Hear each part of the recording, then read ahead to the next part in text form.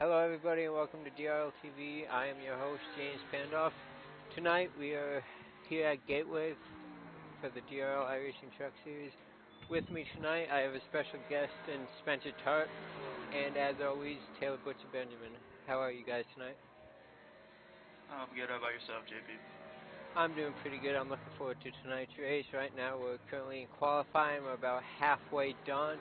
Casey Drake currently fastest. We'll see if he gets knocked by the end of the qualifying. Taylor, who are you looking forward to seeing in tonight's race? I'm looking forward to seeing a lot of our guys at the head of the standings, like Jeffrey Meyer and Jeremy Hebel. Like, I noticed Meyer, he didn't really post the most impressive hot lap, but in practice he was really consistent. And that's what you got to be at this track, because it's really, people don't really consider this to be a driver's track, but you still got to really hit your marks, especially with the way the got to shift in turns 1 and 2, because it's such a tight corner, and then that's really key to get off the corner, because these 2 long straightaways, they use this place for drag racing, and you can see why. Really long straightaways, you carry some really serious speed into the corner, about 165 into the corner, so getting off, handling right, that's going to be key for these drivers. As we see a bunch of drivers still on pit road, not quite ready to qualify, as we see Jordan Berry on track in turn 3. Now, Spencer, Gateway is definitely a funky track. It has turn 1's a lot bigger, a lot longer than turn 3. What are the keys to be successful here tonight? Well, you got to be able to break it very consistently here. When you get into 1, it's so much different than getting into 3. When you're getting into 1, when you downshift the car about halfway through the corner, you have to get the car turned when you downshift. Otherwise, you're just not going to have the speed off the corner, and you're going to have to wait what I feel is a really long time for the car to rotate. So people getting their shift points right and not shifting too early or shifting too late, because if you do that, there's a good possibility you can spin the car. As we see right here, Jordan Berry spinning out off of turn 4. I'm not quite sure if he'll have enough time to set a qualifying lap as he gets it going. I don't believe he'll be able to set a time. Currently, Jeremy Hebel is currently the fastest, as we see Austin Collins slowly rolling to the line. He wants to start in the back. Do you think starting in the back is a good strategy at Gateway? Well, this season we've seen a lot of accidents happen in this series, so it may not be the worst idea. I personally would want to be up front. I feel like it's a little bit safer to be first than anywhere else, but that's just my personal opinion. But I definitely have to agree. I mean, how many times have we seen this season guys that start in the back end up becoming involved in the first wreck of the race? Yeah, it's definitely common to see that. You get so caught up in not getting caught in the wreck, and ironically, you end up in a wreck. Jeremy Hebel is on the pole with a 32.027 second lap time, so let's pull him in and see what he has to say.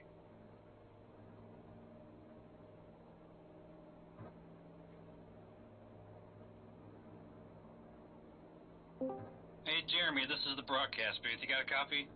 Yes, sir.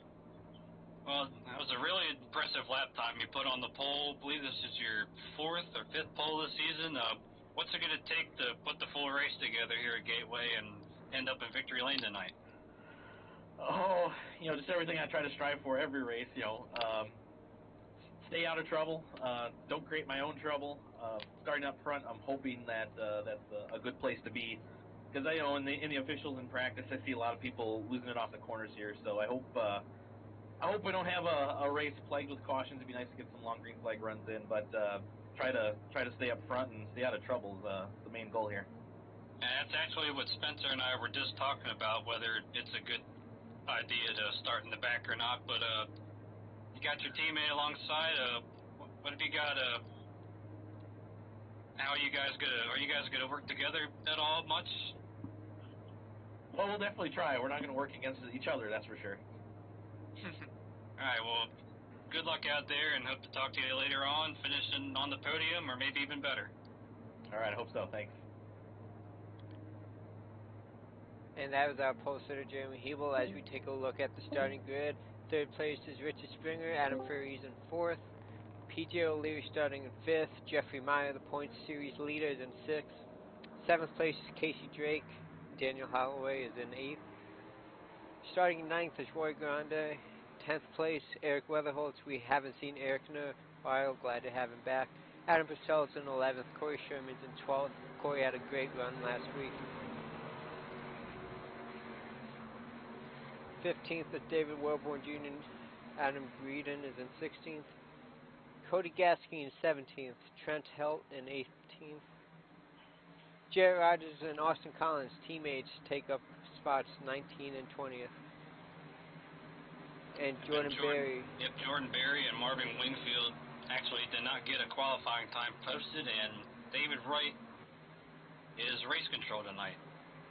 Only a 22 truck field, a lot smaller than we've been accustomed to seeing here this year in the DRL Truck Series, but pace car is off, or it's about to be off.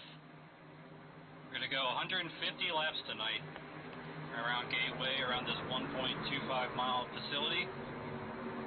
So what do you guys expect to see? Do you expect to see really aggressive drivers early on in this race, or do you expect drivers to kind of be calm, wait it out, and try to play a little bit later? As Jeremy Hebel gets a really good start there, clears his teammate by probably 3 truck lengths.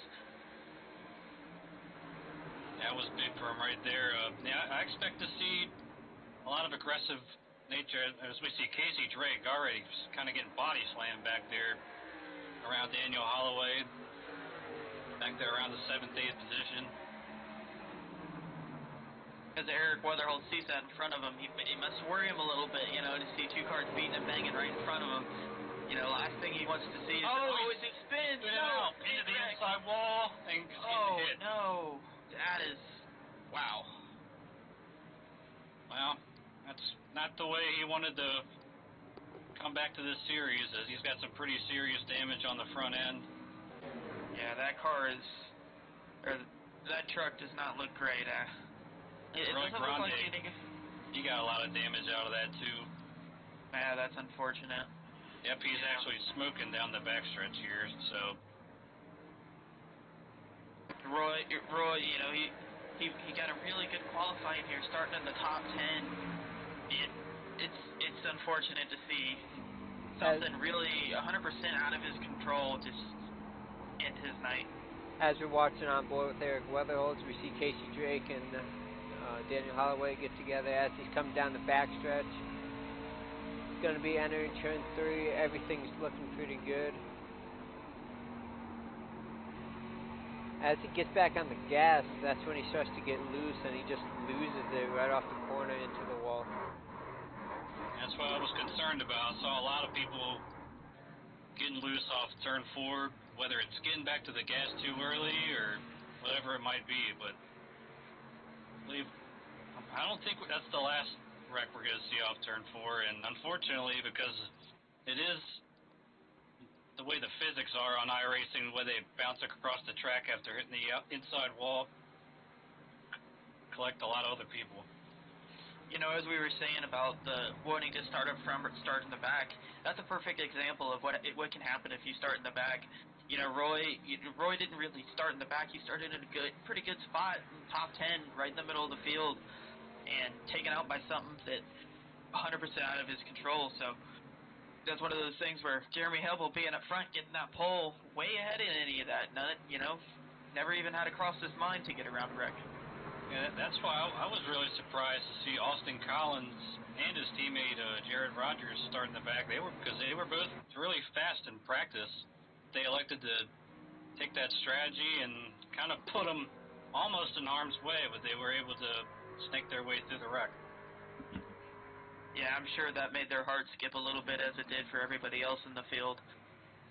I wonder if it made them reconsider that thought process, as working lap 4 out of 150. Yeah, 3 is just so tough here. When you get back on the gas, the car doesn't want to, the back end doesn't want to stay and push. It just kind of overwhelms what I would say overwhelms the front of the car and kind of pulls it around, and that turn 3 is really difficult. And there's no runoff area or anything at that point.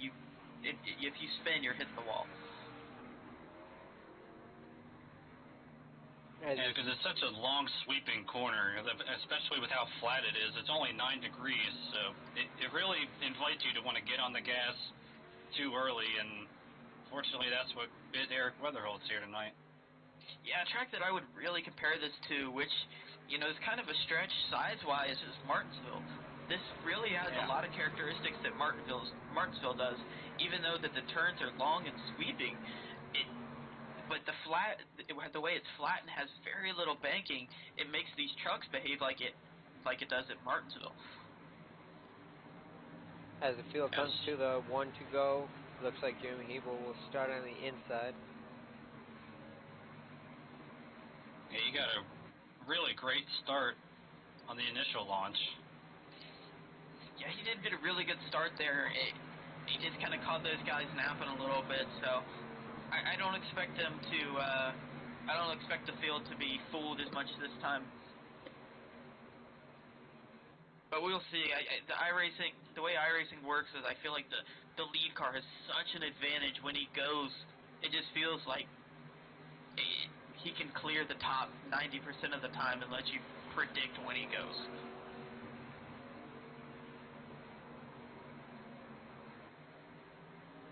As they stack up 2 by 2, entering into that treacherous turn 3, but at the slow speed of 50 miles an hour, as the pace car looks to duck off here.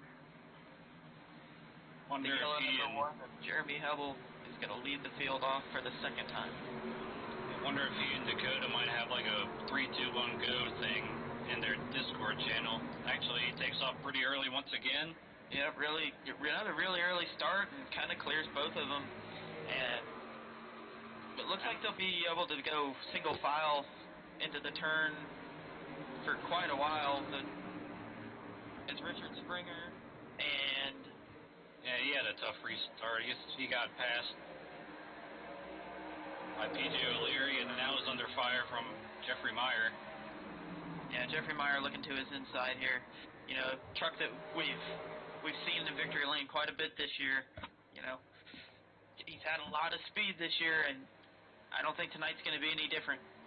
As they come down to complete lap 6 of 150, heading into turn 1, Daniel Holloway looking to the inside of Casey Drake. Looks like most of the field is single filed out for the most part. As we go back a little bit, we got Jordan Berry, Cody Gasky, and Marvin Wingfield in that 19. I think maybe that first lap wreck was to see Casey Drake have a big moment there in that same place in the middle of 3 and 4. I think good job getting a hold of that car and not spinning. Yeah, he sure did. Like maybe that first lap wreck maybe kind of caught these guys' attention, thinking, all right, I might need to just take it easy here for a little bit. Ooh. Oh, we got trouble again in turn 1. Matt Vanderkoy spinning into the grass, down off the racetrack. There, that won't be a caution flag. He is pretty far off. I don't think a caution will be called, but that was very unfortunate. Cody Gasky got a bit of damage. Yeah, it looked like Marvin Wingfield maybe. Cody Gasky got involved in that. Looked like Marvin Wingfield gave him a little bit of help into that corner. I think it was netcode more than anything, but good job. Cody Gasky really gets a little bit. I think that's more than a little bit of damage he got there. Cody Gasky's in the pits. Yep, that's pretty severe. Probably down on horsepower. That's a tough break for him. This is a track that you really don't want to be down on horsepower just because of how long the straights are here. Oh, no, yeah. Because, I mean, like we said, you're carrying 160, 165 miles an hour going into the corner. You got to have as much horsepower and straightaway speed as you can.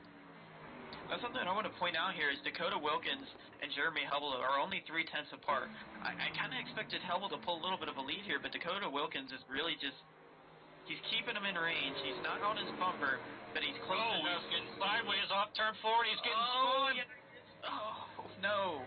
And Adam Faree got quite a bit of damage off that, and just like that, our second caution here on lap 10. I really feel like I have the broadcaster's Oh curse my tonight gosh. because every car I talk about spins out of 3. Adam Faree, smoke coming out the back end. Sure, that might have gotten the radiator on that 29 truck. As we're on board with Dakota Wilkins. I mean, almost a carbon copy of what happened to Eric Weatherholtz, although he didn't spin down towards the inside wall. Kind of spun right up into the path of Faree. Nothing he could have done about that one. Yeah, no. Once the car is out, or once the truck, the rear end is that far out, it's really tough to save. And I mean, he might have been able to save it, but Adam Faree just nowhere to go. So you can't really blame him for getting into the rear. Dakota doing a great job holding the brakes there, letting all the other competitors by. Tough break for Dakota Wilkins. He was hoping to pick up a win. Yeah, really tough for him tonight, and that's unfortunate. As it looks like pretty much everybody wants to go down to the pits here. I think it's a really good call. David Wellborn's staying out. No surprise there. Probably going to lead a lap, so they can get those extra bonus points. As you watch the race off pit road, you see the left side's going up for Jeremy Hebel. He's taking 4 tires, and it looks like he will be the first one off pit road. Yeah, it looks like everybody decided to Richard take 4 Springer tires gets second off pit road. That's a couple positions gained for him. Yeah, really good stop by him. He's going to be restarting on the outside front row, depending on whether Wellborn goes back in for pit stop or not. And it looks like, yep, here he comes.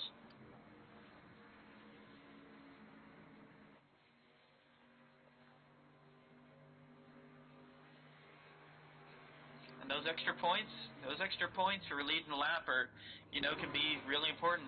And he's getting the opportunity to do it early. Absolutely, every point matters, especially as we're winding down closer to the playoffs. Yeah, especially with the points position he is in right now. He's 19th entering this race. That is actually the 11th time this year that he has led a lap. Regardless of how you lead it, I mean, that's big. Because that's 11 extra bonus points. Right. As you see, Adam Faree's on pits for 90 seconds and counting, and it looks like his night's more than likely over with. Yeah, that's unfortunate. He was running a good race, and, nothing he could really do there. I mean, it seemed like ever since he had that great battle and victory at Vegas against Wade Hustad, I mean, he's just had nothing but rough luck. Yeah. Richard Springer, though, I mean, starting up front here on the front row, let's see what he can do against Jeremy Hubble. As we see Joe is behind him. Another really quick driver, and Jeffrey Meyer. We talked about him in practice and how consistent he was. Wasn't an amazing qualifying lap, but he's already up into the top 5, so I expect him to be there just about all night competing for the win. As Daniel Holloway is in 5th. Basically, all of the championship contenders are all sitting in the top 5. And another noticeable absence tonight. Well, first off is Robbie Armstrong, last year's champion, unable to make it tonight, and also last week's winner, the third member of that Bad Boys Racing team, Steven Sims, after winning at Iowa last week. Not sure if he'll actually meet the participation requirements to qualify for the playoffs, but what a dominating performance that was a week ago. I believe. Yeah, really good race by him. I believe Steven Sims is outside of the 80% mark. He'll have to earn it based on points. Well, if he puts together more runs like he did last week, it should be. He should be able to do it. Lights are off, and we're half a lap from getting the green one more time. Yep, these cars are stacked up too wide yet again. So Richard Springer and Jeremy Hubble are going to lead them off for the 3rd time tonight. Oh, Jeremy Hubble kind of brake checks the field a little bit. He's going to have to be careful. That could be a penalty. Yeah, it could be. Kind of playing games with these restarts as there he goes. Big start yet again. Springer's clear once he crosses that line. PJ O'Leary got a pretty good run into that corner. He almost took second away, but decided not to. Jeremy Hebel gets a pretty good run off that corner. Single filing out pretty quickly are the top 8 drivers. See Dakota Wilkins taking this restart way back in 18th. Wonder how that truck will perform with the damage that he has. You know, and if his front end was clean, which I'm not sure if it was or not, it may not affect him too much, but... And the front end looks fine. It's mainly on the back. Luckily for him, it's early, and, you know, he's got plenty of time to try to get that truck taken care of. Yeah, there's still 135 laps to go. I mean, there's no sense in trying to get it all back at once as he goes by Matt Vanderkoy. And something I want to point out here is Jeremy Hebel, the way he's taken the corner, he's diving it in so much deeper than these other drivers are, but he's still getting a good run off of the corner, which is really tough to do here, to be able to drive in super deep but not sacrifice anything off the corner. As but we're on Richard board Springer with him is going really to hanging turn 3. tough, just less than half a second behind.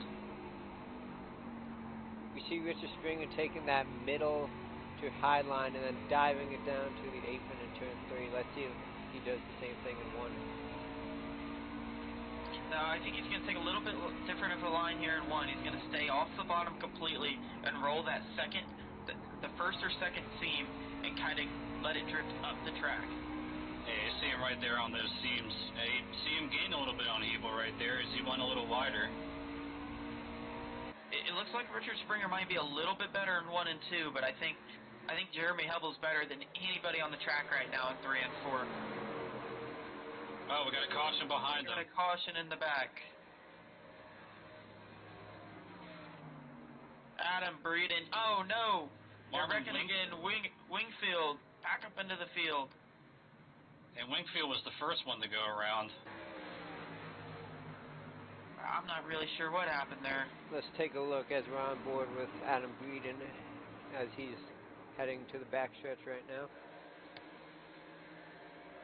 You're going to see Wingfield just get loose, getting into the corner, loop it around, and have nowhere for Breeden to go, but plow right in the side of him. Yeah, Breeden, he looked low, looked high, and that a little bit of indecisiveness is what. And then William Wingfield slid into the wall. And just got caught. Almost had it corrected. But couldn't quite keep it out the inside wall, and then Breeden hits him again. Yeah. As if Breeden didn't have enough trouble before he hit him. Everybody else did a pretty good job slowing down and was able to avoid the 3 vehicles that were involved. Yeah, that was a really good job by everybody, really getting the car or the truck slowed down and not making that bigger than it could have been. Well, last year this event had 14 caution flags. We're already working on number 3 tonight, and we're just at 20 laps. Well, hopefully that trend changes a little bit. There's a lot of talented drivers in this field, so you know. But really tough track here, you know. Again, as we see into 3, you know, when he got loose, I don't know if he got loose or he got on the brakes a little bit too hard, and brake bias set. At a track like this, you want to have your brake bias really far back, and it might have just pulled the back end around on him. Yeah, I think that probably what happened. Most of the leaders staying out. William Wingfield, the first driver to duck in. Yeah, I think that's a good idea. Unless you're up front, I wouldn't really. If you're in the front, I wouldn't want to give away the track position. But if you're further on back, you know, 10th, 11th place, why not take a little bit of a risk? Get those fresher tires. You don't have much to lose. I mean, already down to just 16 trucks on the lead lap. Yeah, exactly. You know, the worse you lose a few positions, and if it goes green, you're just going to be so much faster than these other guys. Even though it was only about 4 or 5 laps there, just the heat cycle on the guys that stayed out, that'll show up eventually. Oh, for sure. Just a couple of laps make a big difference, even at a track like this, where I don't feel that tire wear is super important, but again, it's important enough.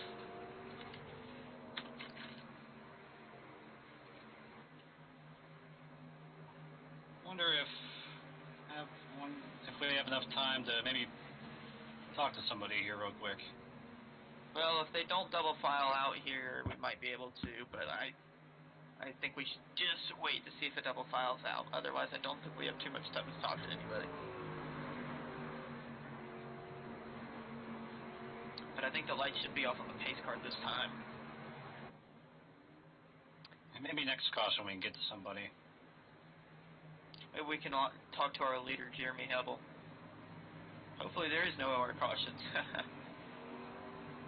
Yeah, as the lights are off on the pace car here.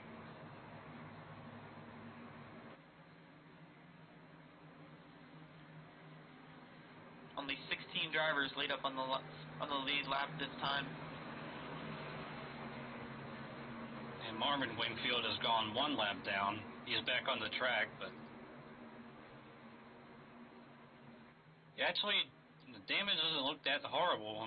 It's mainly just on the right rear quarter panel. Yeah, you actually don't see much damage on his truck, which is the weird thing, because he did get a pretty good hit.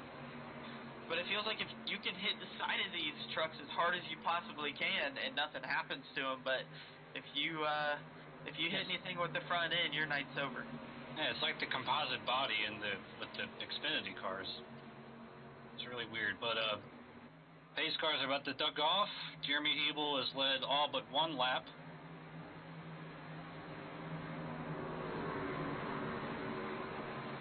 Pace cars away. Let's see how this restart turns out.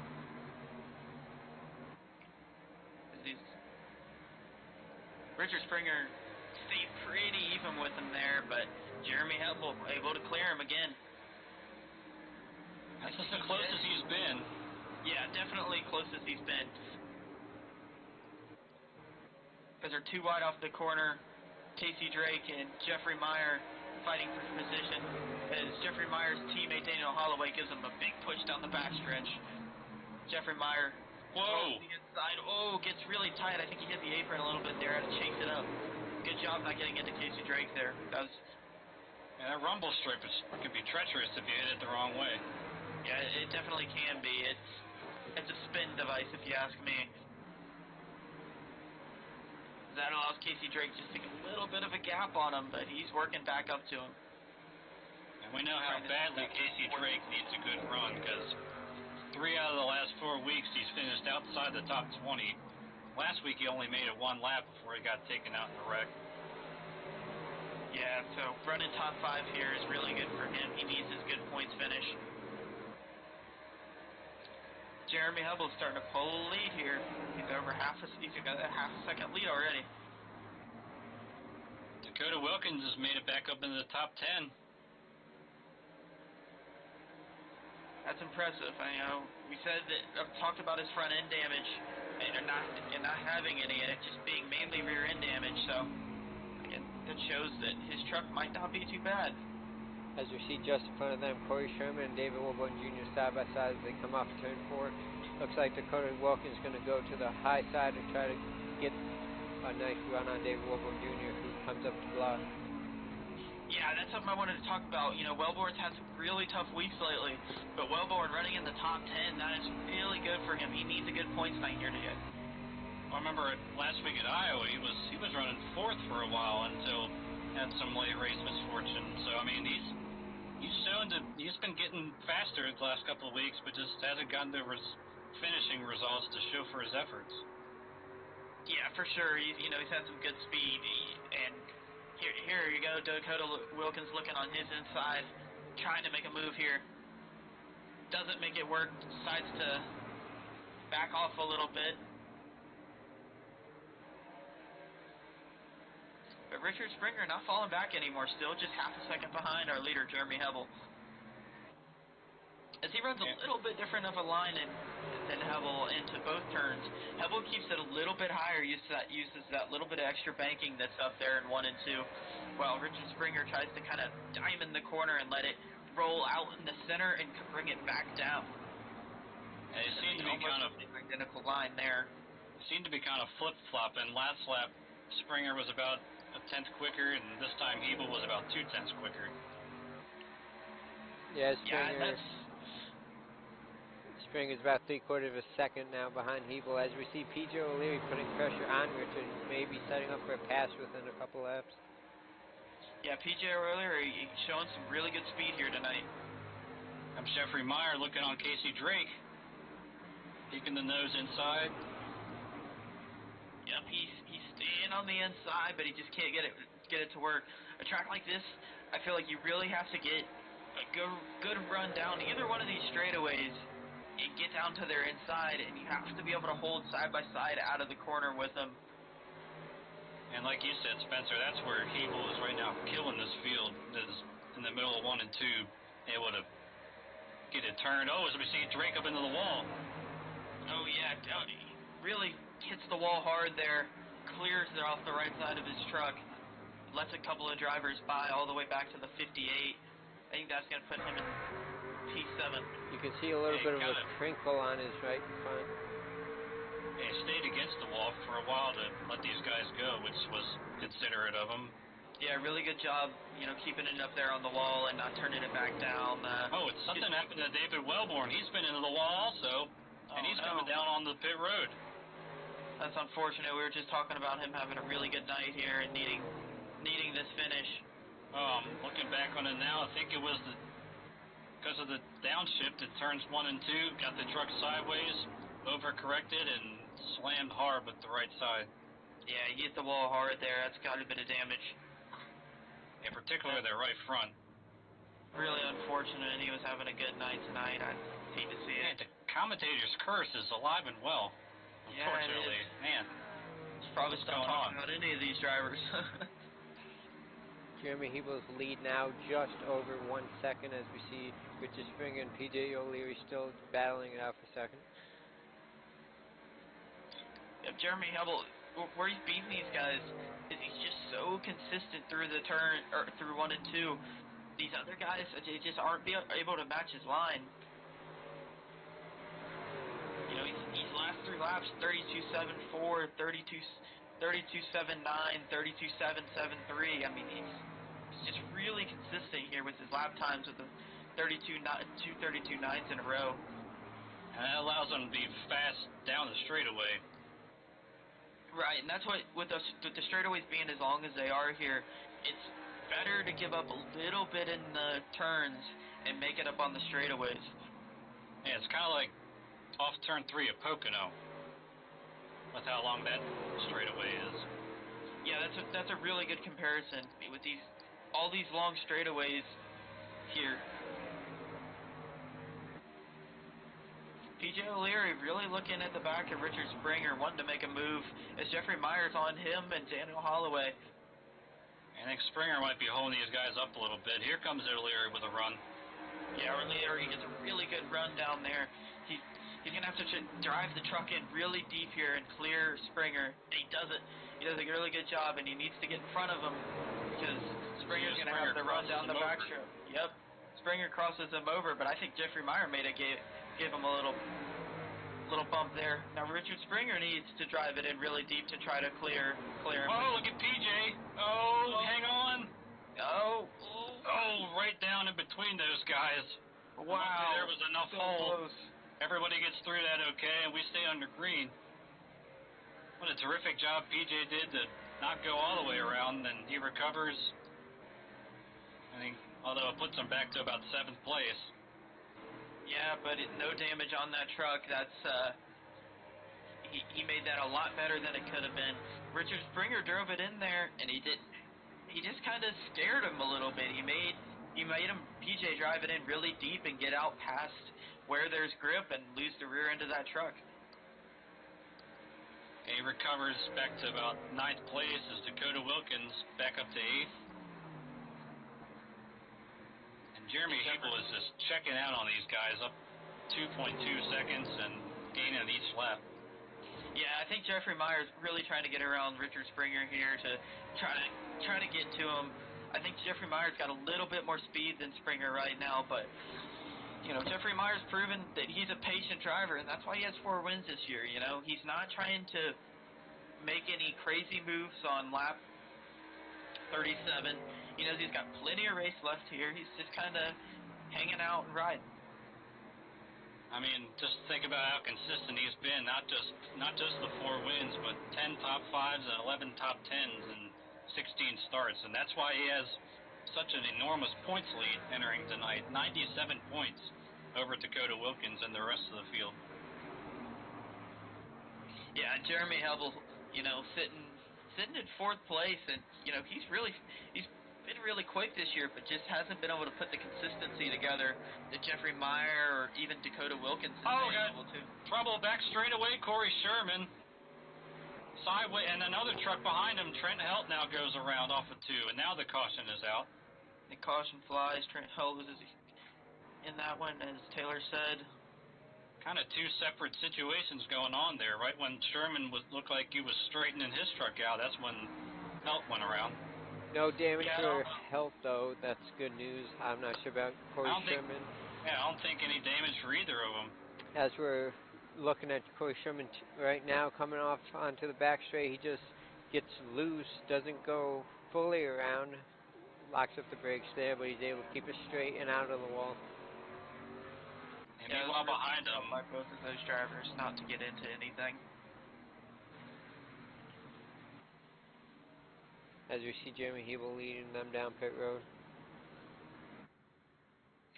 So does anybody dare to take 2 tires this early in the race? That'd be quite a gamble, I would think. We've seen just how tough it is to pass tonight. I mean, at this point, as much strength as Hebel has shown, I mean, you might have to pull some kind of strategy move if you're going to beat him. Well, that always makes me nervous at this track, where they have those stairs along the wall. Yeah.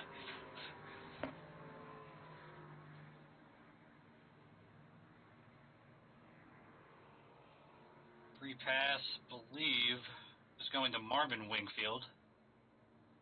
And I think that'll put both Wingfields back on the lead lap, which will put the only driver a lap down to be, or the most recent driver to be a lap down, David Wellborn, at 8 laps down.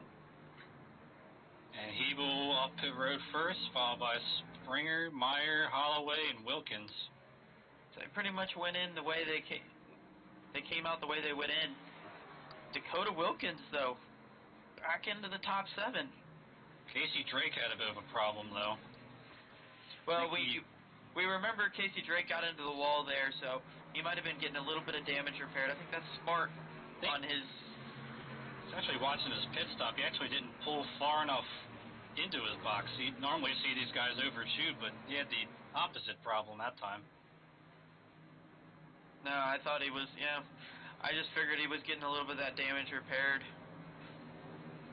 If I were him, and since he's going to be restarting so far back anyway, I would go back into the pits, get that damage repaired, and because you're already starting far back, you might as well get a little bit more gas, the new tires, and get all that damage repaired. That way you don't even have to worry about it the rest of the night. Well, we told you we'd bring someone into the booth under this caution flag. Who do you think we should bring in? I think we should bring in Jeffrey Meyer. He's had an eventful race, and he's really working his way up to the front. He should be down here in Bad Boys. My Discord would cooperate. I got it. Hello, Jeffrey Meyer. This is Spencer Tart and Taylor Butcher-Benjamin in the booth. You got a copy? Yep. I'm here, too. Well, JP's here, too. Hey, guys. Man, what a good race by you. You know, you've really moved your way up all the way to the top 3. You've seen you've seen quite a few events unfold in front of you, but you've been able to stay consistent and move your way up. What's going on out there? Just trying to race the track. If the guys want to run hard, they can go right on by.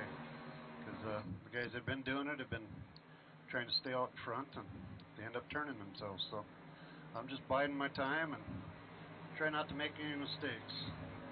Yeah, you've done a great job of running consistent line, consistent lap times. Do you think you got much for the one truck and the 21? Long run. If we get a long run, maybe, but nothing on short run. Well, you're doubling up for the restart, so we'll let you go, and good luck out there. Yeah, good Thanks, luck. guys. As that was Jeffrey Meyer. Thinks he has a long run truck here tonight, and you know, something we haven't seen much. So Jeremy Hebel's been really fast on these short runs, but we haven't seen a really long run yet. So You know, I guarantee if we pull him into the booth as well, that's probably something Richard Springer would say as well, because he's usually a lot better off when we get long runs. But just the only problem is you got to have the long runs in order to showcase how good you are on the long runs. yeah, that's right. And that's been something that we've seen all year in the truck series. That right now it pays off to be a hot lapper. As the pace car pulls off, Jeremy Hebel going to lead him back to the green as he takes Another off. really good restart. Just absolutely killing these guys on the start. Holloway got a good start. He's up here pushing Springer down into turn 1. Oh, Springer really cuts off Jeffrey Meyer there. I'd say that was pretty nice of Jeffrey Meyer to end his race early. Well, that really cost him a lot because Holloway got by him. I think that might have been what Meyer was just saying. If these guys want to charge hard right now, he'll let them go. Yeah, you know, we just saw that happen. that was close. Name we haven't really mentioned is Adam Purcell in the 58, currently in 5th. He's having himself a night. Yeah, he is having a good night. I think he got a little bit of damage earlier in the race, but not too much. And as you see, 44, Dakota Wilkins works back on him to try to get back into the top 5. Well, I mean, not just the recovery, but how quick he's made his way back to the field as well. That's pretty impressive. Because he gets a really good run down there in the bottom. That's really tough to do, not get tight. Oh, another one off turn 4 into the inside wall. William Wingfield. Oh, that's really unfortunate. Caution flag number 5. Corner, all by himself. He just gets loose off. Doesn't let the truck track up enough, and yeah, that one looked a lot more like Eric Weatherholt's. As you see, he already had damage from earlier and just goes around. Yeah, he was well up off the corner. You really have to let these trucks track out of 4. You have to let them drift towards the wall, which makes the inside line so much harder to run when there's a truck on top of you. But, you know, I don't know why he was so far down. I don't know if he was trying to get a little bit later of an apex, but unfortunately that may be the end of his night. It didn't look like he had too much additional damage on the left front. Can get that repaired, I would think. I don't know. That looked like significant front end damage to me, but I guess we'll see in a few laps. And plus, he's got the damage on the left rear with the spoiler is kind of askew. But here come everybody to pit road again. Actually, not everybody. A couple guys in the back. Breaking news is the Yep, College World Series. We got a single file again. If they don't double file up here, why don't we talk to our leader? What do you guys think? Yeah, why not? He's got to be in probably the best mood out of everybody. Yeah.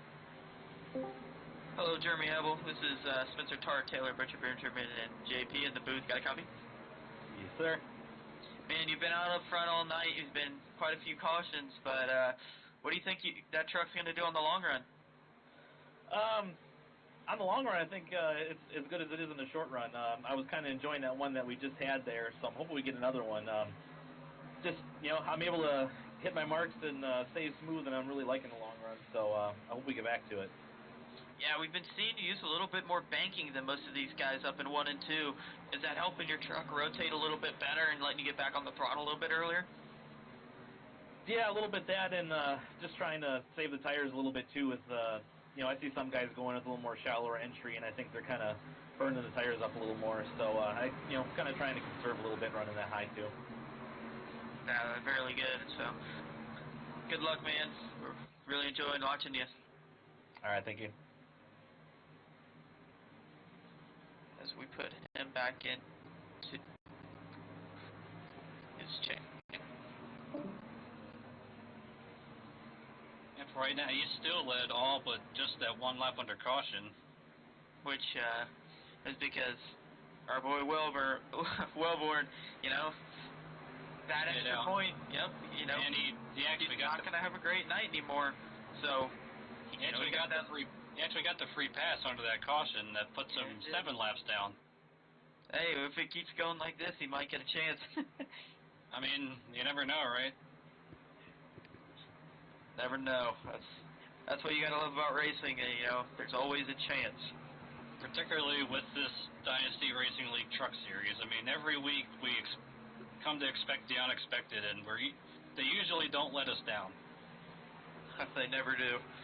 There's always something you didn't expect to happen in this race.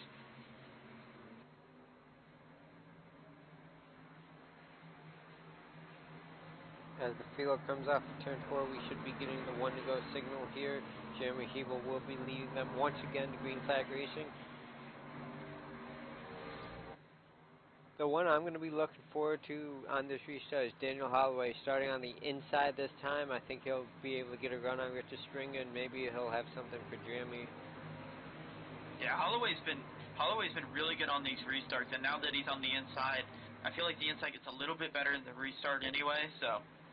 Right, and we've seen Springer kind of struggle a little bit on the restarts, mainly because he's starting second, but even the one time where he was 3rd or 4th, he kind of was a little slow in the takeoff. Yeah, the way these trucks are geared, you almost have to time when he goes, otherwise that leader just gets such a big jump over everybody else. When we go back racing, we will have 101 laps to go. Yep, just about at the 1/3 mark. At this point, we're on pace for about 15 caution flags, though. Which will be a record. Yeah, that would eclipse last year, which is not a record. Not a record they want to hold. Set. I was there for the last year's race. It wasn't one you want to be in. All right, here we go. One more time.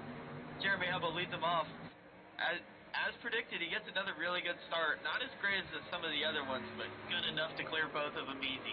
Daniel Holloway going to have his nose in there on Richard Springer. That's for second. Yep. Well, they both drove it in really deep. Yeah, they did. And I'm surprised they both stuck it like that. Richard's going to have that run, though, down the back straight. Yeah, Richard Springer doing a really good job.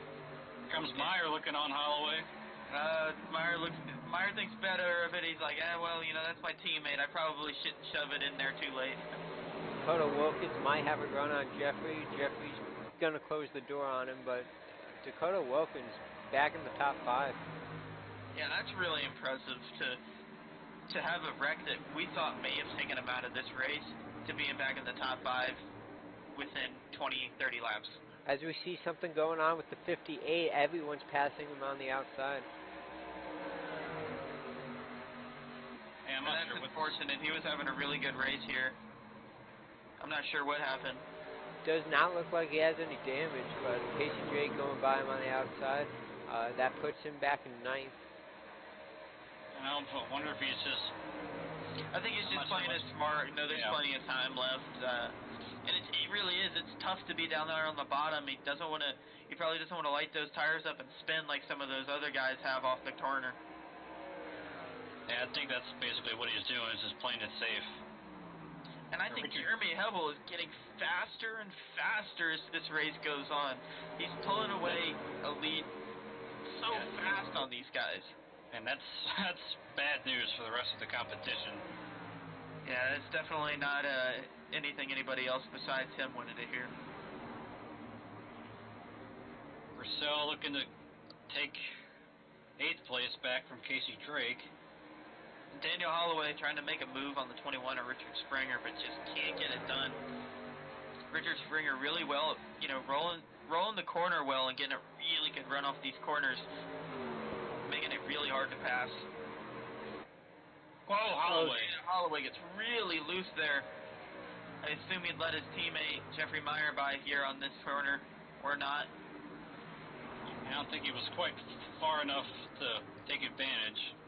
That relieves the pressure off of the 21. He's not going to have to worry so much about the 26 for the meantime, as Jeffrey Meyer is now looking to pass his teammate, Daniel Holloway. He almost gets into the bumper of him there. He almost sent him for a ride. That wouldn't have gone over too well in that bad boys camp. PJ O'Leary hit the wall coming off in turn 4. Yeah, and it looks like he hit it pretty hard too. As you can see, there's damage on the whole right side of the truck on both the front and rear. Looks like more in the rear than the front. Yeah, mainly on the rear. See right where it says, right where the T in Nationwide. Which means he's probably driving that car really loose off the corner and just tapped it a little bit with that rear end. I can't imagine it's going to hurt him too much. Oh, Casey Drake into the wall again. Into the wall again.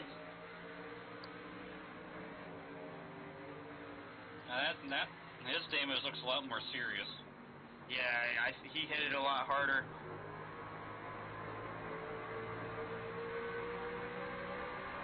But I'm not sure. I mean, it's not much new damage, it looks like. As we see Garrett Rogers. Mainly on the right rear. Yeah. Casey Drake falls back to 10th.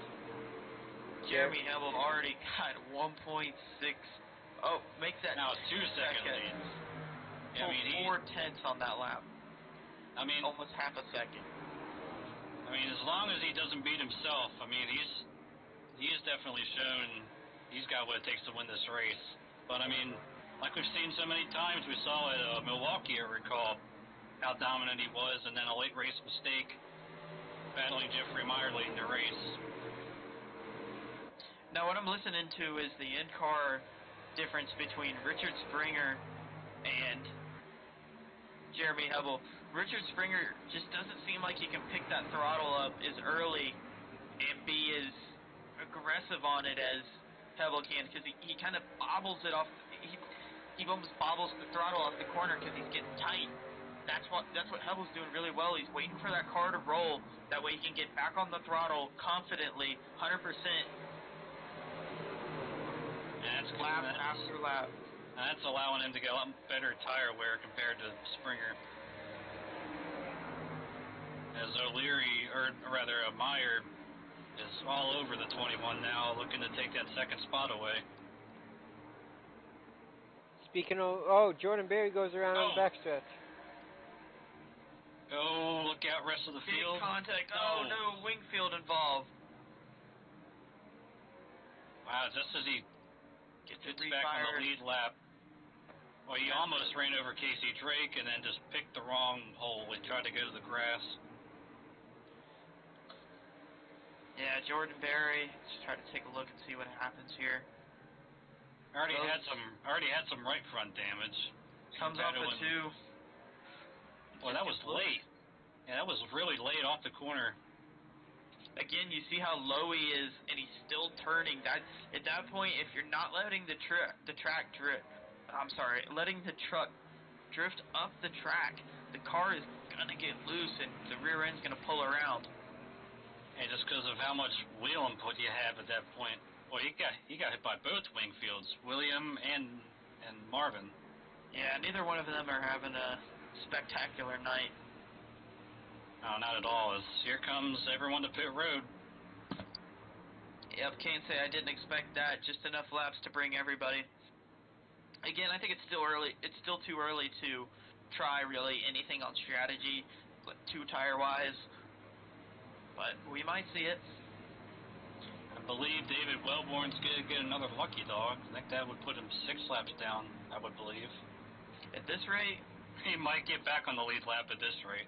Who knows? That'd be quite a feat.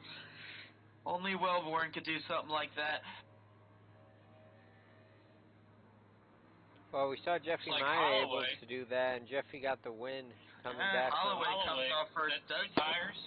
He must have taken 2 tires because he beat him. Yep, 2 tires, right sides only. Dakota Wow. Wilkins with the great stuff as well. You know, if Holloway can hold on to that truck and, you know, can not lose too many positions, if another caution comes out at the rate they have been going within 4 or 5 laps and it brings everybody back down, It might that could pay be off. a really good strategy call for him. I mean, like we've been saying, it's going to take something in order to beat that one truck tonight. And we've just seen how tough it is to pass anyway. It's going to be tough for Hubble to pass even with the fresh tires. Yeah, this will really show how strong Jeremy Hebel is. Now, if I were the 26 of Daniel Holloway, I would want to take the outside on this restart and keep Jeremy Hebel on the bottom and force him on the bottom for a while. Right now, Jordan Berry is actually out in front of the field, perhaps staying out since he's got a lot of damage to repair anyway. He's got a lot of damage. He might as well go ahead and lead a lap. I'd assume that's his idea here. Can't imagine he has any plans of staying out. And he's actually getting an EOL penalty from race control anyway for being the cause of that caution, so that won't be an issue. Yeah. Still a good decision to lead a lap there, and he's going to come get his repairs. Yeah, I agree. I don't think that was a bad decision at all to get those, get as many bonus points as you can, especially when you know you're not going to have a good night. But if he can stay on the lead lap here and keep his motor from blowing up, he's still got a good chance of finishing in the top 10. It's possible. I mean, the way these guys are kind of dropping like flies, seemed like, on lack of a better term. Actually, he didn't come to pit road. He stayed back on the racetrack. That's interesting. But anyway, we're at 2 to green right now.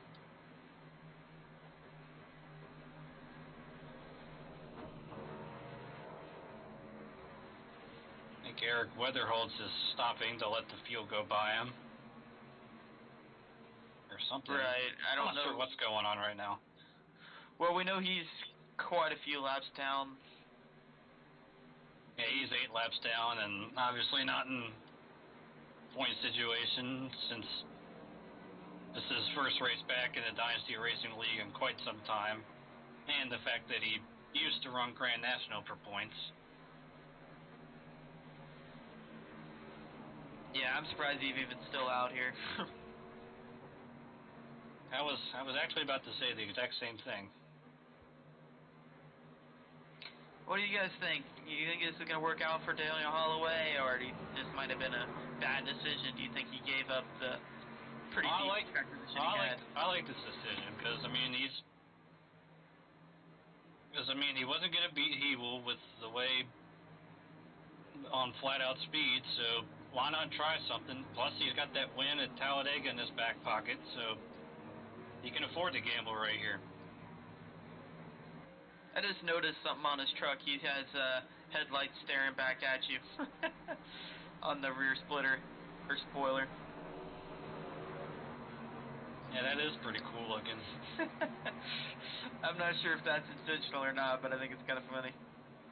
Well, if it is, be kind of saying, get off my rear bumper. That'd be one way to put it.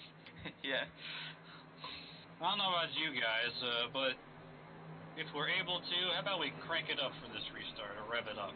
Oh, I love that idea.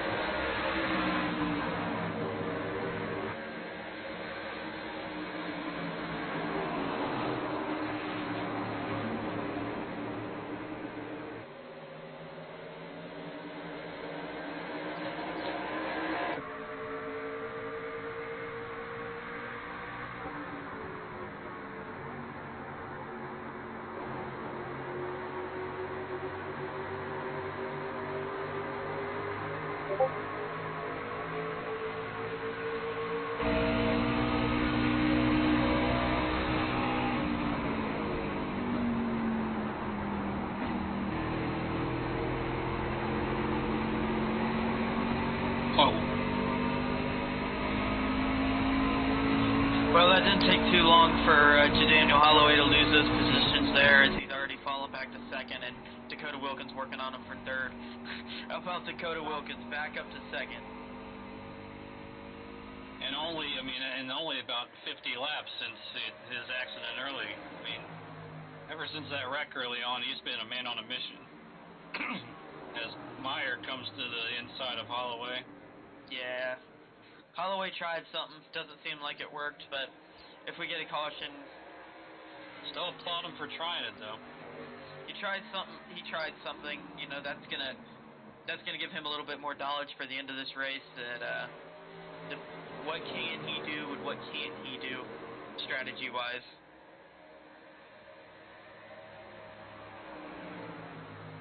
Right now we're down to just 14 trucks on the lead lap. So Dakota Wilkins, we saw at the earlier stages of this race, seemed like he was the only person that had anything for him. Yeah, wow, that was close. Oh, what? We have Daniel Holloway getting black flagged. I wonder why that is. Looks like a drive-through penalty. Huh. I have to get some confirmation as to what he's being penalized for. Yeah, I'm not really sure exactly what Daniel Holloway was... Oh, gosh. Lap truck of Wingfield really held up Dakota Wilkins that time, and Meyer not quite able to take advantage. As here comes Holloway down off the racetrack on the pit road to serve his drive-through. I almost wonder if it was a restart violation. I wouldn't think so, because, I mean, he didn't go any earlier than what Hebel's been doing early on. That's the only thing I can think of, really.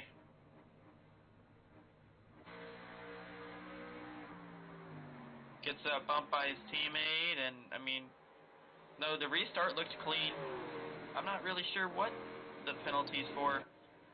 He's going ahead and taking tires while he's down there, though. Yeah, because he's going to lose a lap. He's going to lose probably two, I would think. I thought I saw some smoke off turn 4, but yeah, apparently it wasn't just a drive-through penalty. And that is rather bizarre. Yeah, I think it was a stop and go, and since it's stop and go, he decided to stop and get some tires. Yeah, since he would have been lapped anyway, and he's on a lap by himself. Like, I mean, right. You've got plenty of time to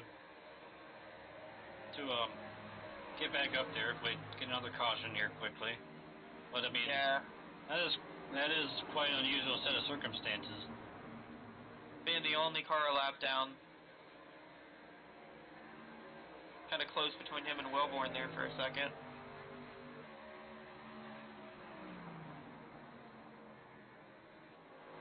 Casey Drake and Anna Purcell in close quarters. Side by side, out of second. Or out of third. Casey Drake gets really loose down there on the bottom. Really good job holding on to that truck. Casey Drake, I can't say enough about him tonight holding on to that truck. He's gotten into some situations where they've been tough to save. Hey, he's had a handful, especially off turn 4 tonight. The 99 of Austin Collins is getting to his bumper, and we remember him being quick in practice and kind of just seemed like his... Oh, we got a caution. Somewhere. That's what Holloway needed. Looks like David Wellborn and Trent Held off turn 2. That's unfortunate for both of them. Neither one of them racing for much at that point. David Wellborn Jr. just getting loose, and Trent Hell had nowhere to go. Yeah, Trent Held tried to lock it down and ended up spinning into him. It's unfortunate. Well, that'll put Daniel Holloway back on the lead lap as he was the only truck one lap down. Yeah, he should get the lucky dog here.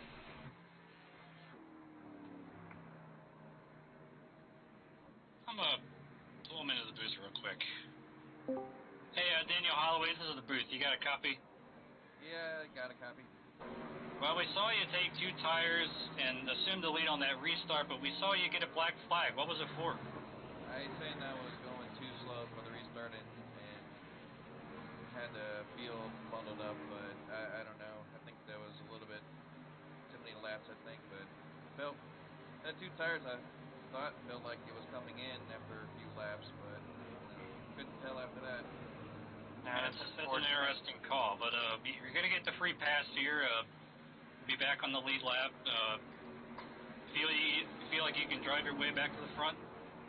Yeah, I'm gonna try. Gonna be cautious with the field here. I know there's a lot of 1-car spins here and there, so I know I got a good truck tonight, maybe a top 5 truck. So we're just halfway, so I think I got some fire in my belt right now.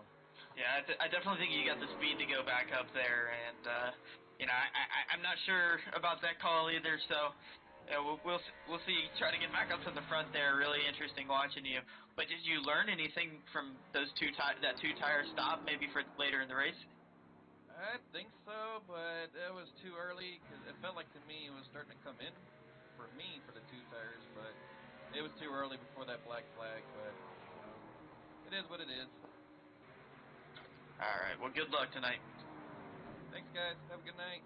Like You too. Good job, guys, up there in the booth. Like watching you guys after the race. And we appreciate it, and we hope to maybe talk to you later if you end up on the podium. That's the goal now, since got a little fire right now.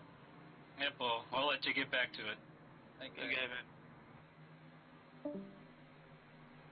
Yeah, we know he's going to be driving like a man possessed, kind of like how Dakota Wilkins was earlier. Yeah, you know, he was fast, and he got that penalty there. So. Well, I will have to say I did go back in the broadcast and watch that restart, and it did look like he was going a bit slower than normal at least. So it might be the correct call on race control's part. You can't be going fast, and stopping. You can't be going slow and then speeding up. So Daniel Holloway might have just been playing a little too much with the restart, and race control nabbed him for it. Yeah, let me clarify that. I'm not trying to say anything about the race control's call there, because really when it comes down to it, race control makes the right call 95% of the time. So, yeah, it did look like he dropped 5 mile an hour, or 3 or 4 mile an hour. Certainly, I would think, got the attention of everybody else. I don't know. I think we saw a little bit of the same stuff from Ebel earlier in the day. We'll just have to see how these guys react to it, as we will probably have a couple more restarts before tonight's over. Yeah, I'm sure we will. We're at the halfway point, and this is I've lost count. So yeah, we're on pace to match last year. Yay! Although luckily this year we do have one attempt at a green-white checkered if necessary, unlike last year, which is great for iRacing, in my opinion. I agree. Now the field's doubled up, and the FMS teammates are running right where they started, first and second. Although it's been a little bit more adventurous for Wilkins than it has been for Hebel. Yeah, you know, Hebel's led all of this race, and Wilkins is, you know, he just decided to have a little bit more interesting route to the front. As the pace car is off, Jeremy Hebel will lead him back to the green flag. And look at that gap between Hebel and Meyer. I mean, there's a truck and a half length between the two. Yeah, if I were Meyer, I would have been maybe a little bit closer on his bumper. But, but we talked to Meyer earlier. He probably, you know, he's just playing conservative at the moment. And maybe later on in the race, he might be a little more aggressive on this restart as Richard Springer moves past him. Oh, that was close. Richard Springer almost got into the bumper of Dakota. Did a good job staying off of him, though. Little bobble there by the 58. That stacked up the outside line. Corey Sherman, the only one on the inside. Dakota got a really good run there. Just can't make it stick on the bottom. Oh, here he comes back up the track. Oh, that's tight. Yeah, he got off the throttle a little bit there, I think. Springer really had to yank the wheel to the left to stay off of the left side door of the 44. Yeah, Dakota, Dakota didn't do anything wrong there, but he wasn't all the way up against the wall, which really hurt Springer's run off. Springer gets another good run off this corner, but bobbled a little bit, got a little bit loose as Jeffrey Meyer looks to his inside, thinks better of it. Just behind them, we have Corey Sherman. I would have to think that the rear damage on the 44 would be affecting this downforce. The last couple laps, he's looked a little unstable off the corner. Corey Sherman. Gets spun. PJ O'Leary gets hit. A lot of drivers cut in that one. Oh, wow, that must have been scary for Holloway. Yeah, he went sliding sideways through the grass. He did a terrific job to hang on. Let's see what happens here. It looks like the 6 truck just gets into the bumper of him. Yeah, fighting over the same spot on the track. Casey Drake runs into the right rear of the 6. Yeah, Corey Sherman just gets to the quarter panel of him there. I'm going to put that one. I'm seeing some slight neck code, but it looked like they were going to hit anyway. They were definitely going to hit.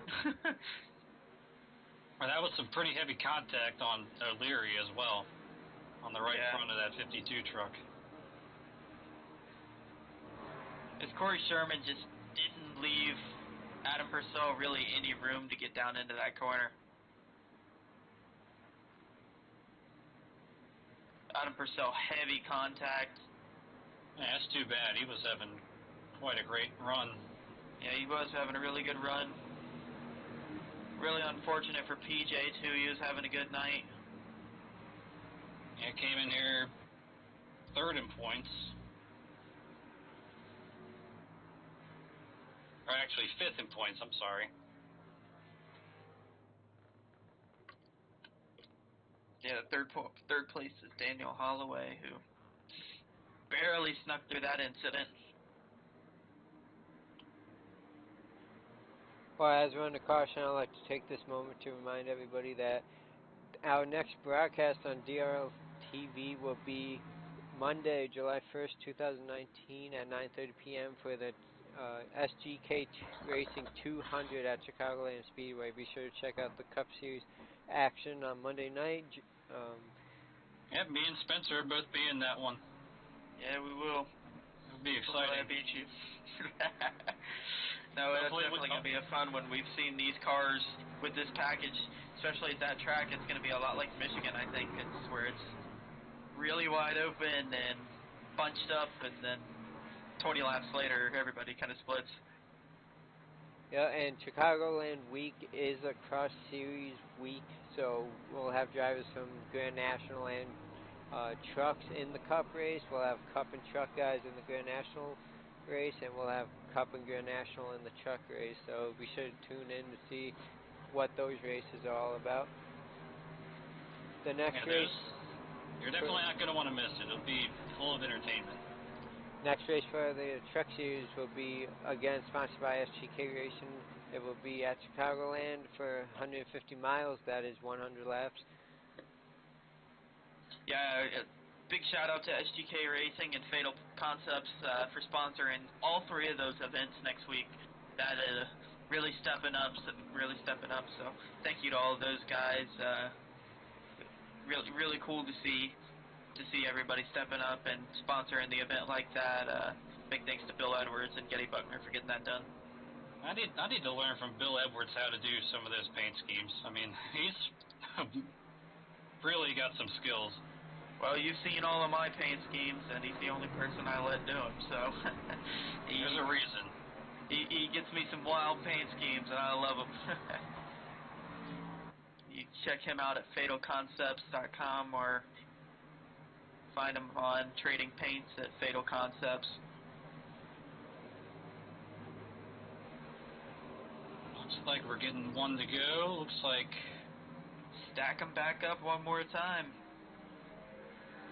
Those were some of the wave around people as, People's going to take the bottom one more time. Now, we've talked about the number of cautions this race has seen. I think something just happened to Eric Weatherholtz. I think he blew his engine right there, and he's towing back to pit road. Sorry, James.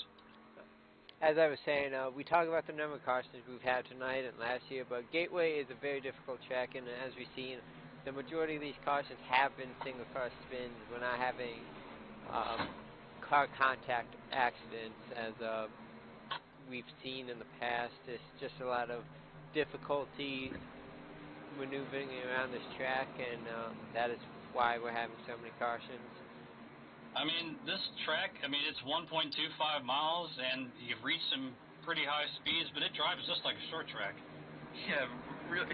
Again, you know, compared it to Martinsville earlier, it's longer by Martinsville. Yeah, about Here we go, Jeremy Hubble. Another good restart by him. Didn't get a huge jump, but might have been designed. Dakota being his teammate, maybe a little bit of a countdown in order there. It's too wide into the corner between Casey Drake and Daniel Holloway. And in front of them, Jeffrey Meyer and Richard Springer, 2x2. Jeffrey Meyer's going to clear Richard Springer here, and Holloway's going to clear. Oh, look at that. Drake and go down to the bottom. Wow, aggressive move there. Well, you know, he's driving with some fire in his belly, you can guarantee it. Yeah, you know, he said he wasn't exactly that call, so... You know, he's already worked himself back up into the top 5. And only took him, how many laps? 10? Not very many. Ooh, gets a little bit tight there. Casey Drake's going to get the rundown on that corner. Back to 6 he goes. Okay, he will drift up a little higher and we went in 3 and 4. Yeah, Dakota will fire. Got really sideways on exit there, and Springer could try to take advantage of it. Yeah, good job of him for not losing that truck, though. Dakota Wilkins really getting close to him. He's the only person tonight that we've seen really be able to challenge Helbel here. And that's with damage to his spoiler. He said he's not worried about that damage. Oh, we got a caution behind him. Caution. Caution number 9, I believe. 9, yes. Still, it was way in the back. Yep, David Wellborn on the backstretch. Just got loose off the turn, self-spun. This time I think he might have made, nope. Yeah, he did make a little bit of contact on the wall, but not much. This will put P.J. O'Leary back on the lead lap. He actually was trapped by the pace car after repairing damage under that caution. Didn't get out ahead of the pace car, but he'll make that up right now. Yeah, he'll be back in. That'll be 14 on the lead lap once again.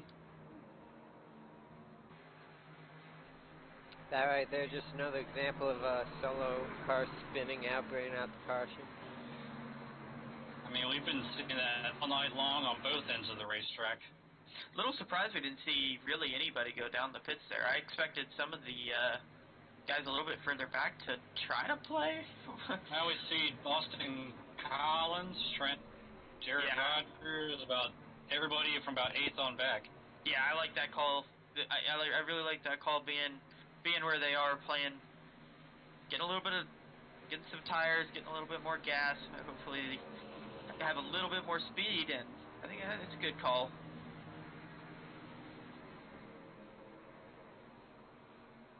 Looks like the 99 will be first out of those who came down pit road.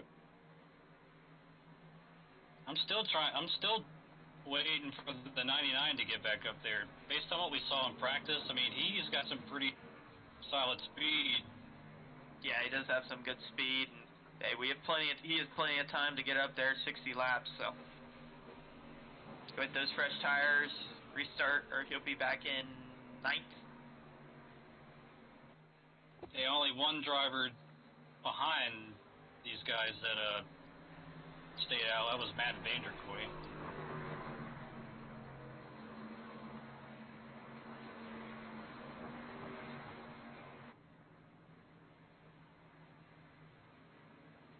Here we go.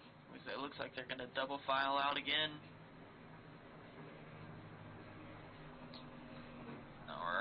Maybe not, unfortunately. 2 more to green. See if we can. Oh, wait, talk to Dakota Wilkins. See him down here in FMS. Hey, Dakota, it's the broadcast booth. You got a copy? Yes, sir.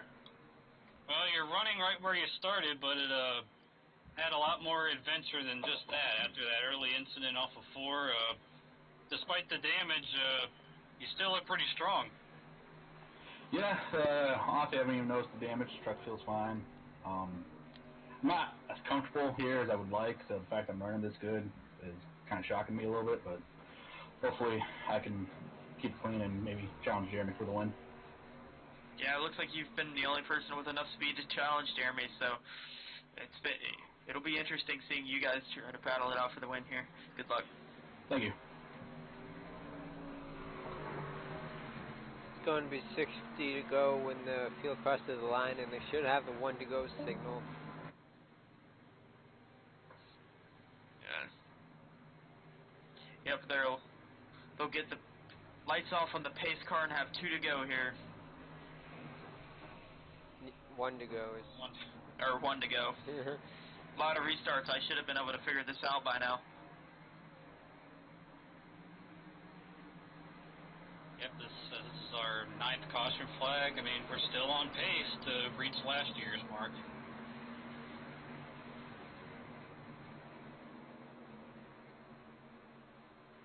Hopefully they get some good green flag runs in here. But I wouldn't hold my breath. And we can only just hope and pray, right?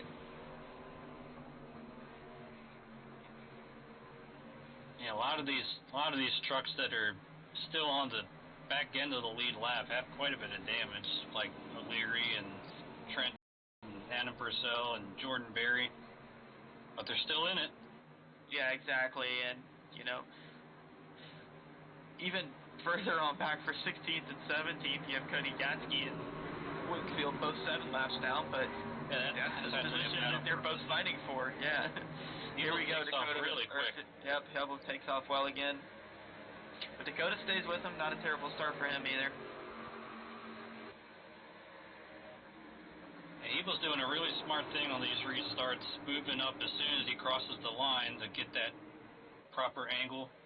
Yeah, and that's something you can't say enough about. You know, 10 starts here, and he's made 10 great starts. So that's not easy to do.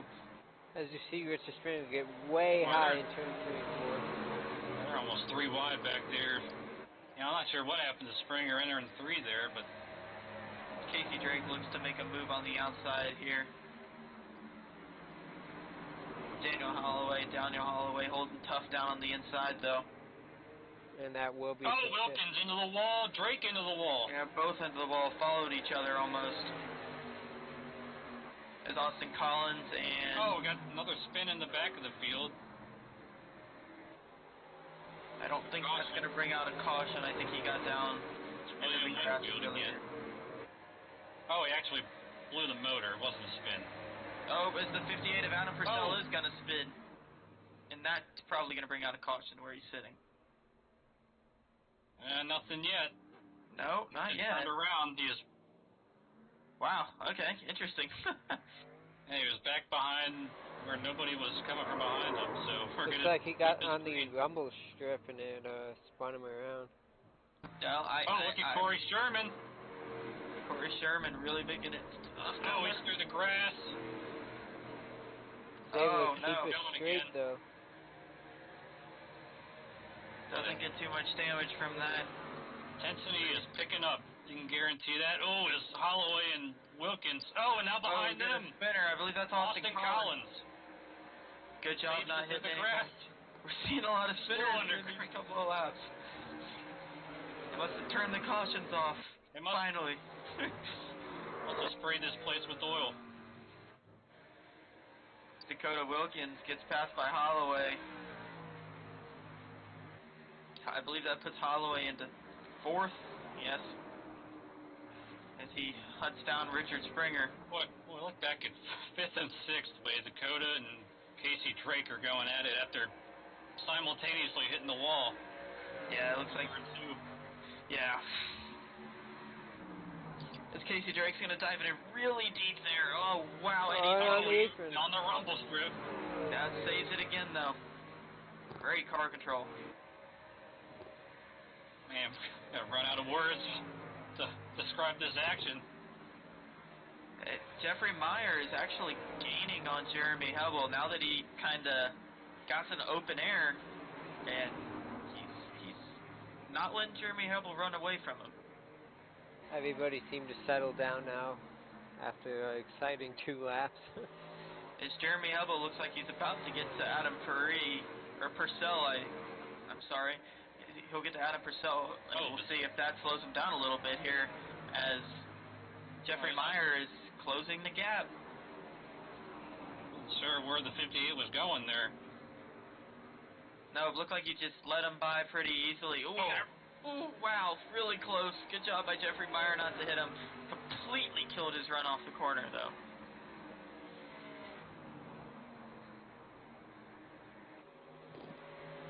Looks like they're running pretty much identical lines here. Jeffrey Meyer doing a really good job here, though. Jeffrey Meyer might just be a slight bit better right now. Yeah, he actually gained 2.5 tenths on that lap. Part of it due to the lap traffic, and part of it probably did that he's just increasing his aggressiveness. Taking a little bit different line than some of these other guys. He's all the way down at the bottom in 1 and 2. And 3 and 4, he's going to drive it in and let it drift up just a little bit and diamond the corner. Hey, look, you saw how shallow we entered that time. Right, which means he can dive in really deep and still get the run off with that, the way he's diamonding the corner. It's going to be tough on tires, but he's there on Hebel. He is there. As we finally get to say that we got a battle for the lead going on.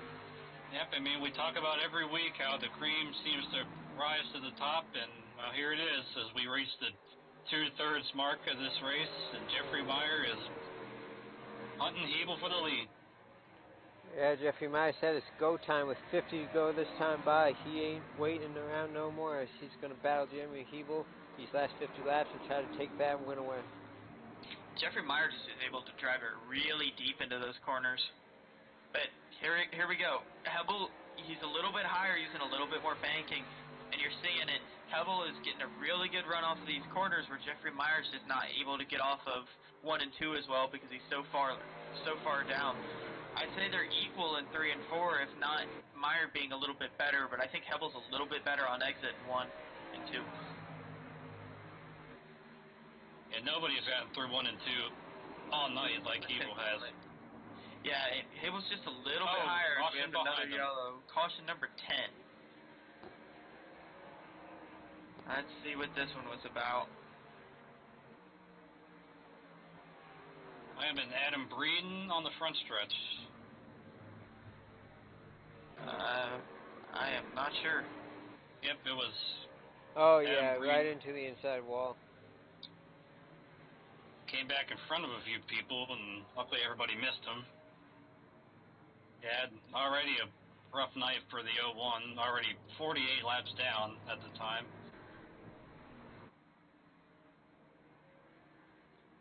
As the field is catching up to the pace car. We're at double digits now. Man, I feel like these drivers need to take a deep breath. I mean, that was crazy, the first few laps of that run. This battle between Jeffrey Meyer and Jeremy Hebel is going to be fun, I think. Oh, it's just heating up. These pit stops are going to be important. Yeah, they are.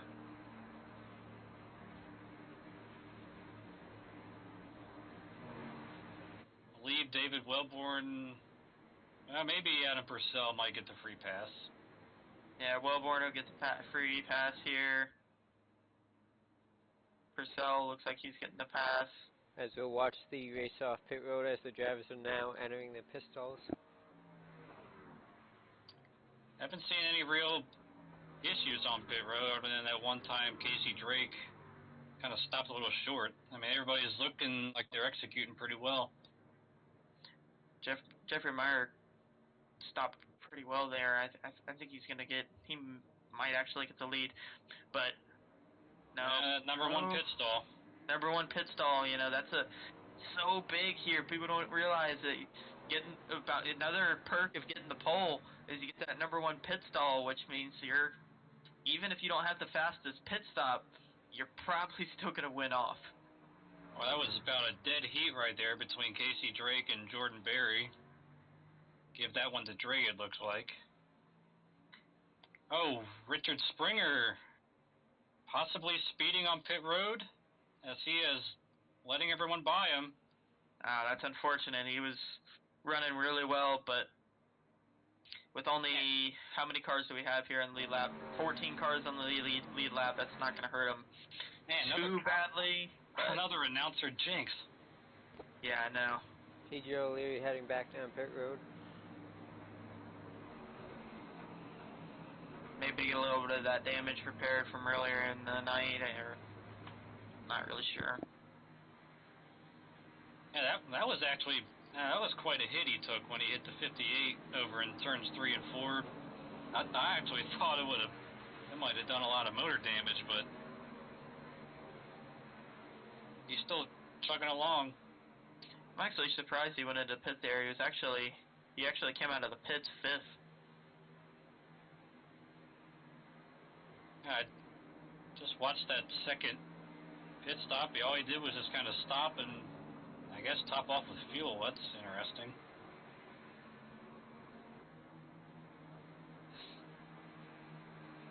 And maybe, I'm not positive, but he may have spent 2. I don't know. Whatever the case, he'll be at the back. Springer will be at the back. That's going to create a second storyline that we may have to pay attention to. 2 fast drivers going to have to try to work their way up to the front, which we've seen quite a bit tonight. A lot of drivers get stuck in the back. Fast drivers, kind of like Dakota did earlier, and work their way back to the front. Yep, just like after Holloway got that restart penalty, and here he is back up in the top 4. Yeah, he said he had the fire, and he's got it. He's back up there. We have the teammate pairs. You have Jeremy leading and his teammate in 4th, and Jeffrey and his teammate in 3rd. And followed by single car operators and Casey Drake and Jordan Berry. I'd assume neither one of them want to push either one of them, seeing that both of them are have their teammates on the other side.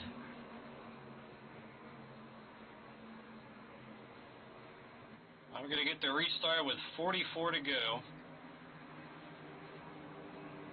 Wrapping up our 10th caution flag.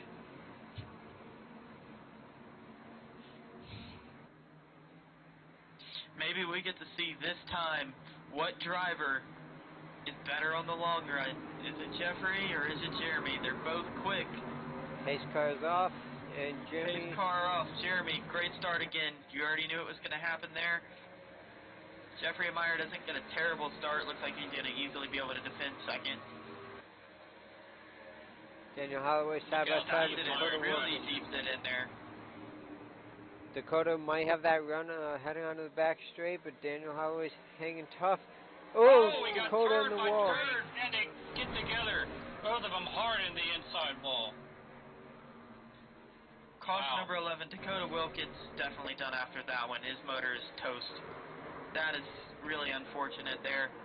Yep, and Casey just towed as well. Wow, what a shame for both of those drivers. Both having a good night. Casey Drake tried to tuck in behind the 44, but ended up hitting him instead. Yeah, that's one more time if we can. Look like another... Look like netcode a little bit.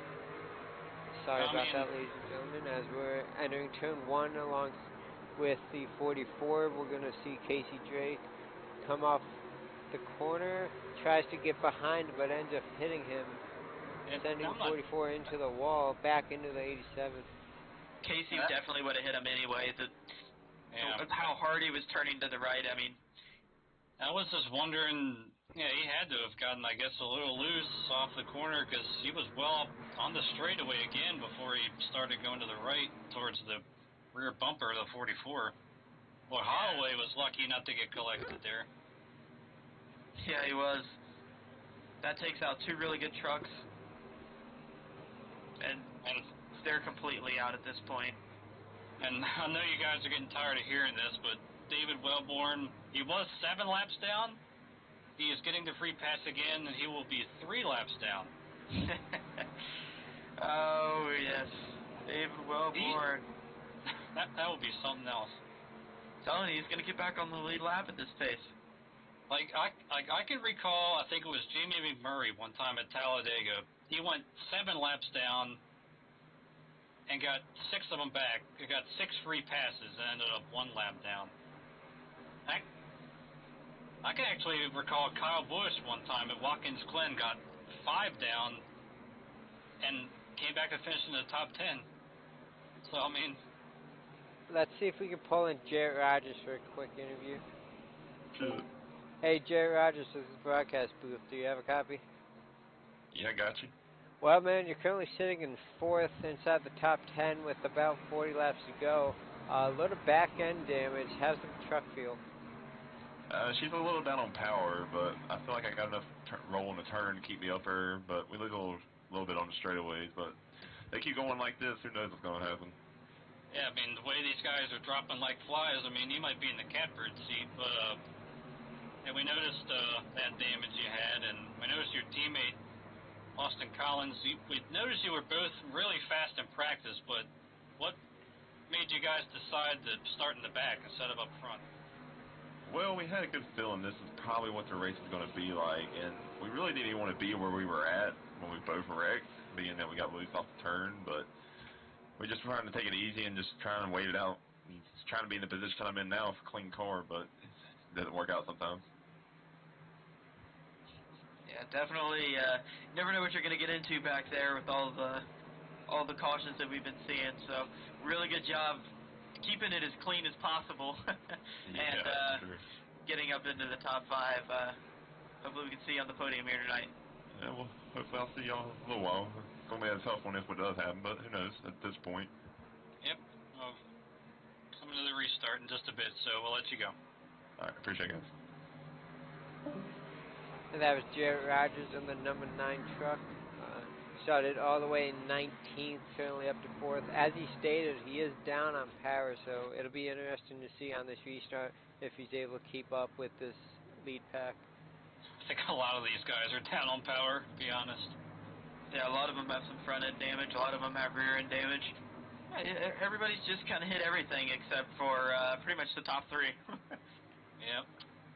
I'm almost positive the top 3 are the only cars without damage. Although I think Holloway might, yeah, he might have a 1X after he had to go to the grass on that 1 wreck, but I don't consider that damage.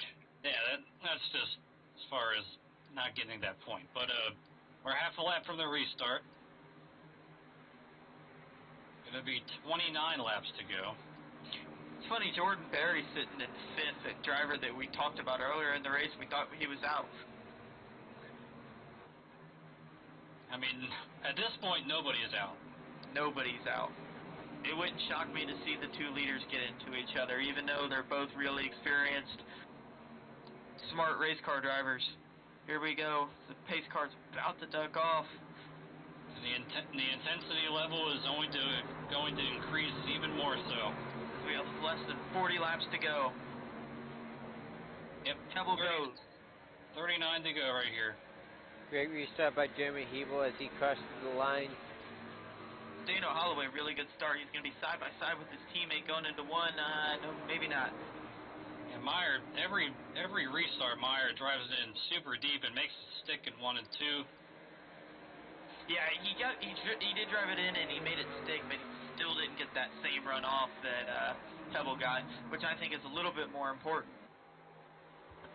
As we see Jarrett Here we go. Rogers Who we talked about a little down on power. He's hanging on for 4th, but Corey Sherman in that 6th is going to look to his inside as they enter turn 1.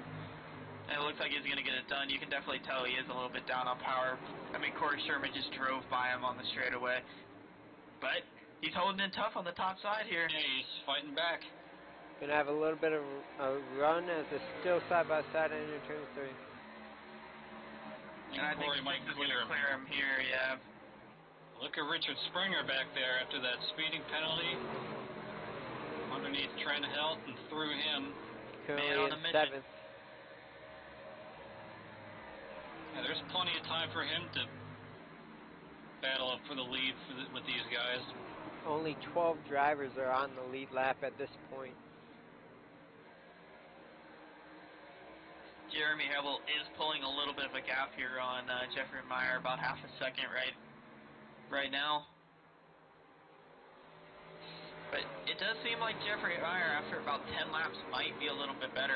I'm not sure yet. Oh, the 6th in the wall. Oh, big wreck. Head onto the wall.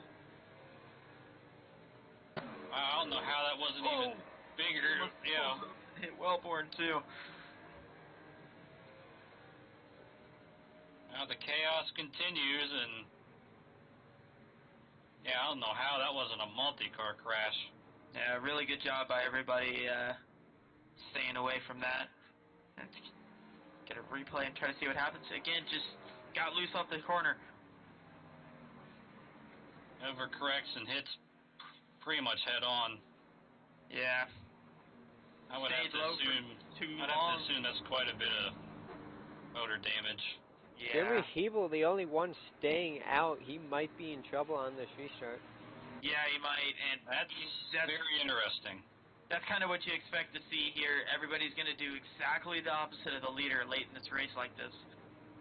Yeah, the leader just feels like a sitting duck. Yep, there goes Wellborn getting one more lap back. He's 2 down. 2 down. He just needs 2 more caution, and he'd be back on the lead lap. At the rate this is going, he might get it. That would be amazing.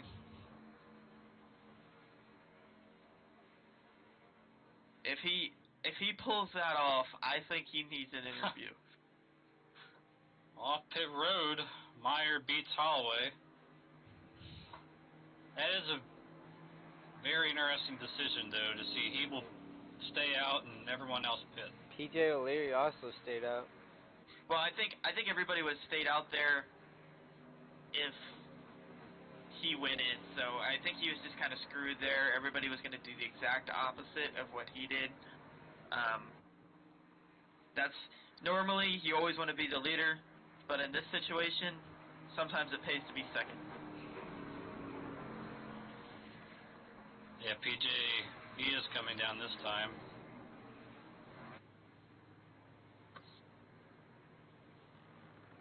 And so this restart could be the climax of this race, I would think, if this whatever could happened. Be a turning point here. Jeffrey Meyer restarts second with fresh tires. Teammate Daniel Holloway third with fresh tires as well. How about Jordan Berry in 4th place? Yeah, driver we really haven't. We just didn't think we'd be able to come back into this race after the damage he had earlier in the race. I thought his truck was toast. I mean, his truck looked like a beer can that's been stepped on. I mean, someone else we thought was toast was Trent Helt. I mean, he's been in like 3 or 4 wrecks, and here he is still in 7th. Looking at a rear view, you can see his front bumper is all messed up. He has paint missing. You can see his right front wheel, and he's hanging tough. Behind him, a driver that actually is one of the very few without any damage. Austin Collins, driver who really had some speed in practice. They got a tiny bit on the left front, but yeah, he's definitely one of the cleanest still out there, and Matt Vanderkoy as well in 9th. Yeah, for sure. So really good job by Matt bringing it back, or bringing it into the top 10 here currently. Got quite a bit of damage on the rear end, but holding steady. Now let's see how this plays out. We got one to go right now. Now, what do you think? Do you think these few laps on tires is going to make the difference for him? I would have to think that they would be somewhat of an advantage. But is it enough to get by him? We'll see.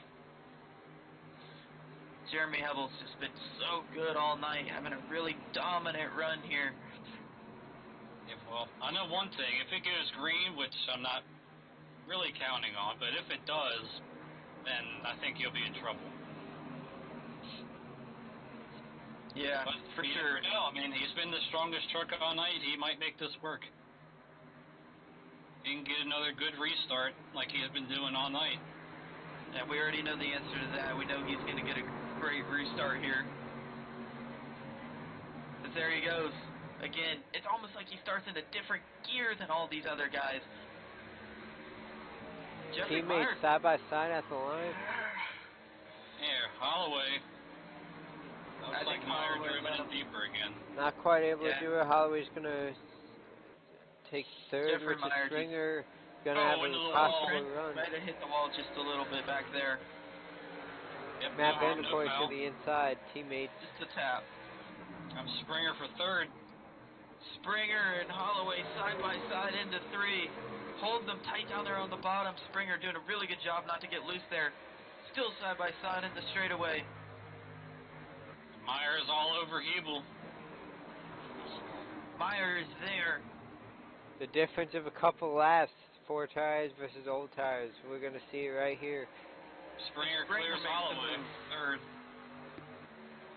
Yeah, that was a great job by Springer, because Holloway wasn't giving him much room down there, pinched almost against the rumble strip, but he did a great job. Oh, Meyer, little bobble there. Yeah, he can't afford to have those. He needs to take advantage of the fresh tires while they still have the freshness in them. Yeah, I would say it's the same thing. Oh, another caution again. Which,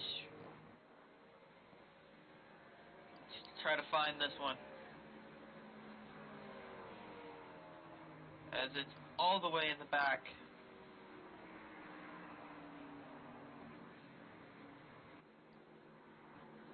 Looks like it's Adam Purcell.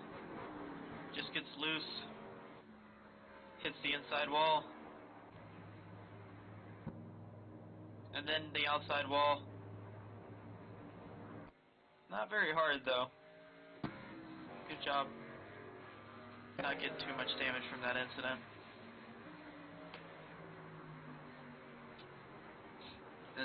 That might be a caution that Jeremy Hubble wanted to see here. Yeah, that might be a big-time break, depending on what the others do. And I guess depending on what he does, too, is maybe is he now kind of painted in a box right now? As Meyer's committed the pit road. No, he's not. He stayed out. As we see that replay of Adam Purcell, he just gets on the rumble strips, get loose, and then he ends up just barely touching the outside wall. Got some guys further back like Trent Helt, Corey Sherman, making their way to pit road.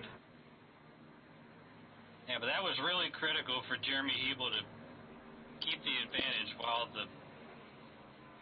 which allows these tires to cool back down again, and I think it's pretty much going to even these tires out.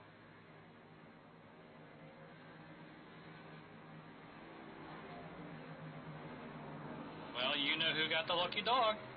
I already know who got the lucky dog, and that only puts him 1 lap down. One more caution, and David Wellborn will be back on the lead lap. He was 8 laps down at one point. Yeah, he was, and he is making a run to get back on the lead lap and try to score a top 10 here tonight.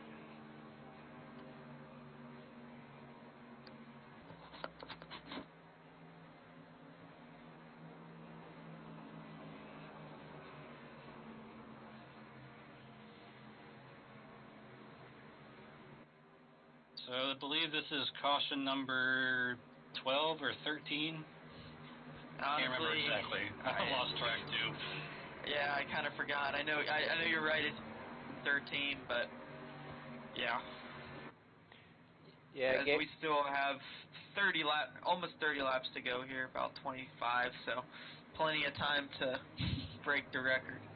Gateway isn't that popular of a track. That's why we don't see 30 people as we normally do in the truck series. Not a lot of people own it, and it just takes a lot of practice to get this track down. And I'm sure Chicagoland is going to be a lot better product of racing next week. Yeah, I think this is a really underrated track. It's so fun. It's so much different than a lot of these other tracks. It's not the same, I hate to say it, but cookie cutter mile and a half. Yeah, I would agree. Given the fact that I was actually in a Chicagoland truck race for another league last night, it's going to be a lot of fun based on the grip level and based on the couple lanes you can run. So I would expect a good turnout next week, and a lot better as far as the quality of racing as well.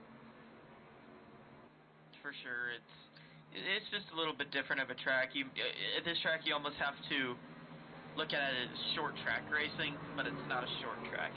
A lot like Iowa, a lot like and the track that I was comparing this to a lot to Martinsville, but this is almost a carbon copy of Milwaukee. Yeah, it is a very similar track, especially 3 and 4 with how flat it is. And yep, we got one to go right here. One to go as we get them doubled up. It's Holloway back in third. Kurt Springer back in fourth. Actually, I think that's the other way around. I think the scoring has it the other way, but when the field takes the green, it will be 25 laps to go. Not too many cars left in this little pack here. Yep, still just 12 on the lead lap. And a lot of them have been wounded. What seems like an eternity. We're about to hit 2 hours. We're not going to go green here. Oh, yeah, the lights are back on. Had a car stopped on the track, and it was David Wellborn. He had to wait for some other drivers. So, one more lap of pacing here. And that is absolutely the worst for these guys up front that are battling for a win. To think about it for one more lap, think about what they're going to do into turn 1 here. Are they going to try to make a move, or what are they going to do? When do they think the leader's going to go, and are they going to time it? Not quite sure why he had to stop on the track. If the drivers aren't catching him, that is on them, and that is something race control could have cleared David Wellborn's black flags for. But that's all right. David Wellborn might have just been playing it safe there, when you... Absolutely, it's better to be safe than sorry, especially when you're on the verge of getting back on the lead lap after going so many laps down. Yeah, exactly. He doesn't want to ruin it. The last thing you want is to get a black flag for something that was kind of out of your control, so... Yeah, it's something that is kind of pretty much avoidable. Alright. Here we go. Just doubled up again, and Fate's car is going to duck off this time. We are going to go green this time, I believe. Feel kind of strung out a little bit. Yeah, most of those cars are lapped out, I believe, so they're not really in any rush to get back up there. Green flag is out. Jeremy Hebel with a nice start. Yep. Richard Springer and Daniel Holloway side by side. Meyer takes a nice arc into turn 1.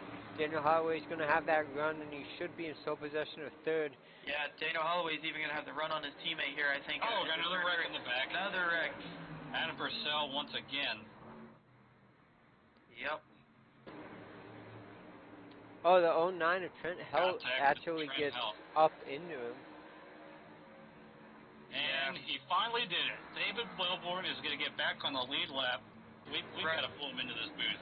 Right in front of David Wellborn. It's I agree with that. As soon as they kind of get through the pit stop or whatever, we'll. I guarantee he can't believe it himself. Yeah, for sure. I mean, he's got to be ecstatic to get back on the lead lap. So as soon as they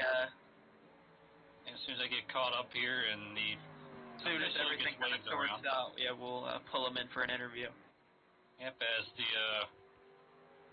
there's the pace car off turn 4 in the field. It's just now catching it.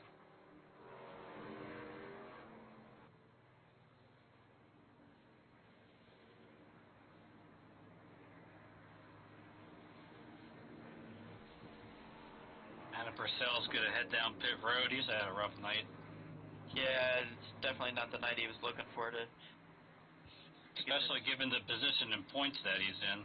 Yeah, 10th, right around the border area.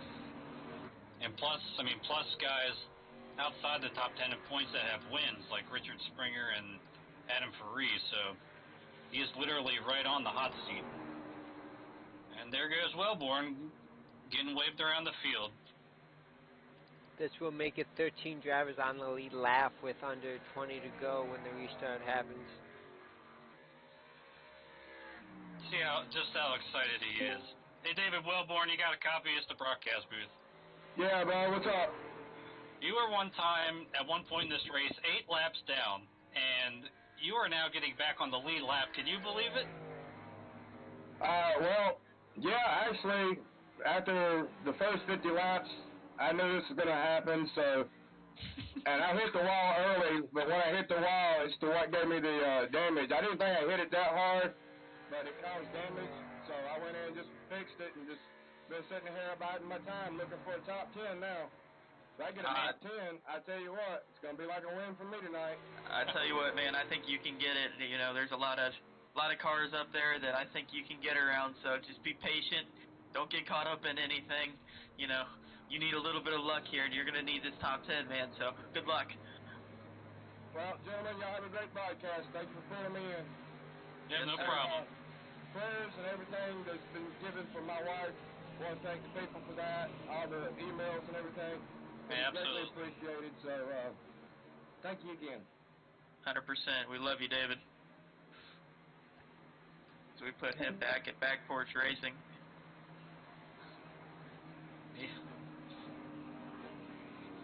Yeah, he seemed pretty excited about it. He seemed like he expected it to happen, too. He seemed like, he did. Yeah, I knew it was going to happen. They keep wrecking. Kind of been a theme here, so in this series lately, so I guess that makes sense. But I mean, just given how many laps, 8 laps down. I didn't think he'd ever get it back.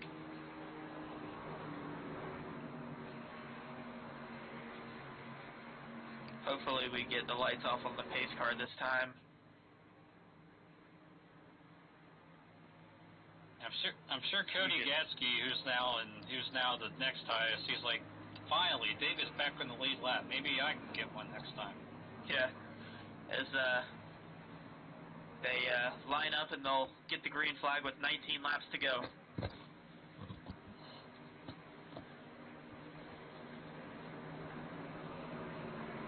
It's been some night, guys. I tell you. Yes, it has been a pretty long race.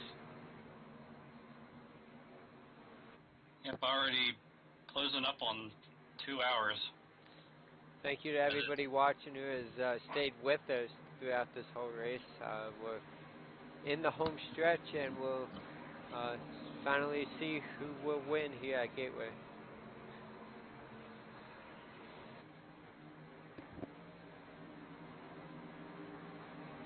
Jeffrey really needs to time the start up a little bit. He just can't allow Elbow to get that massive jump he's been getting.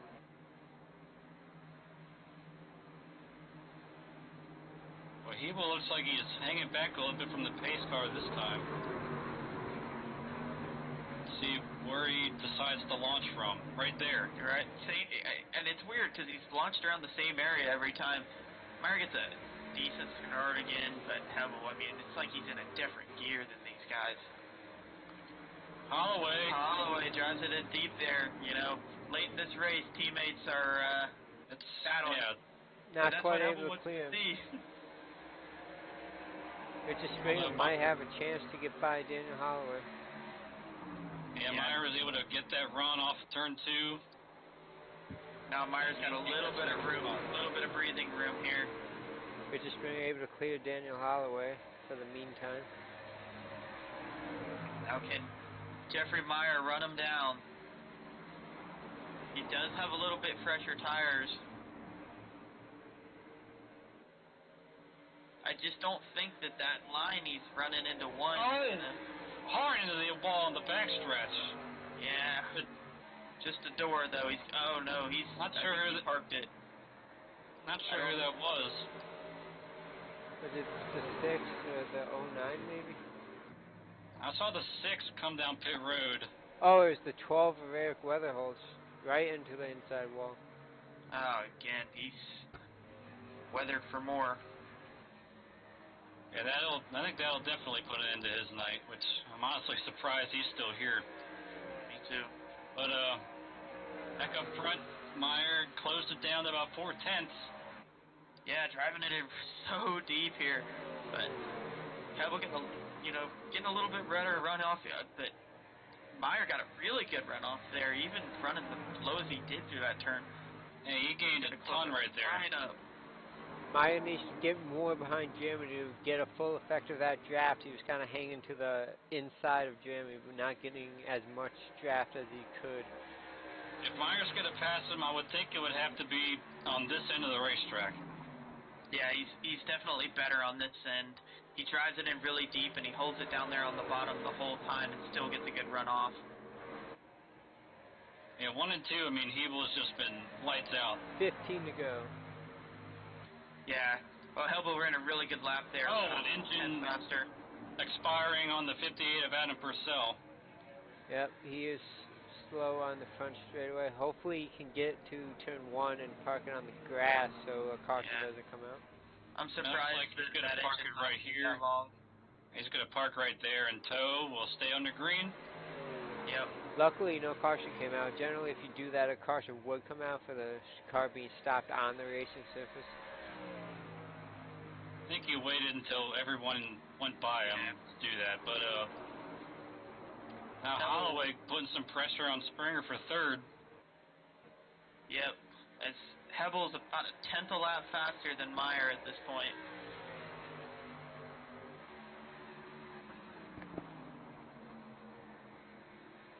Boy, Meyer driven in a lot deeper off the line that he has been running. Yep.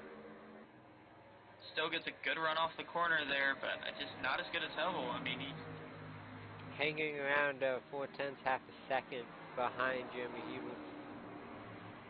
And the last thing Hebel wants to see here is a caution. At no point does he want a caution here, because this is just enough time into the race where I think everybody would do the exact opposite of him, and it would really just, I don't think it would end well. Richard Springer might have slipped up. Daniel Holloway gained about a truck length on him. Yeah, he did. And Wellborn back into the top 10. He's in 9th place. How about that? Yeah, David Wellborn Jr. all by himself right now, but he is in 9th. That's a nice top 10 finish if he can finish there with over 10 laps to go. Excuse me. And Jeffrey's hanging in about 4/10 back on Hebel. Not really changing too much these last couple of laps, running almost identical lap times. It's actually 0.3. He's gaining ever so slightly. Oh yeah, he cut it down to, he was a tenth a lap faster that time. If you can recall what happened in this situation in Milwaukee, Hebel led for a long time, and there we about go. 8 laps to go, made a mistake entering turn 1 and allowed Meyer to get the win. I wonder if that's on his mind right now. As we get down, and we're going to be 10 laps to go at this point. What we got to take into consideration is Jeffrey Meyer is on 12-lap fresher tires than Jeremy Hebel. Yeah, that's what I was thinking. If this thing goes green for a little bit, I know the tires are kind of level out. About the same lap time again. Jeffrey Meyer, a little over 3/10 back. Jeffrey Meyer just does a really good job driving it super deep into that corner, making it stick. Going to be He 9 was to a little go. bit off the bottom that time. Yep, just missed the apex just a little bit, and that's just enough for Meyer to gain About 400. 200s, yeah. Yeah.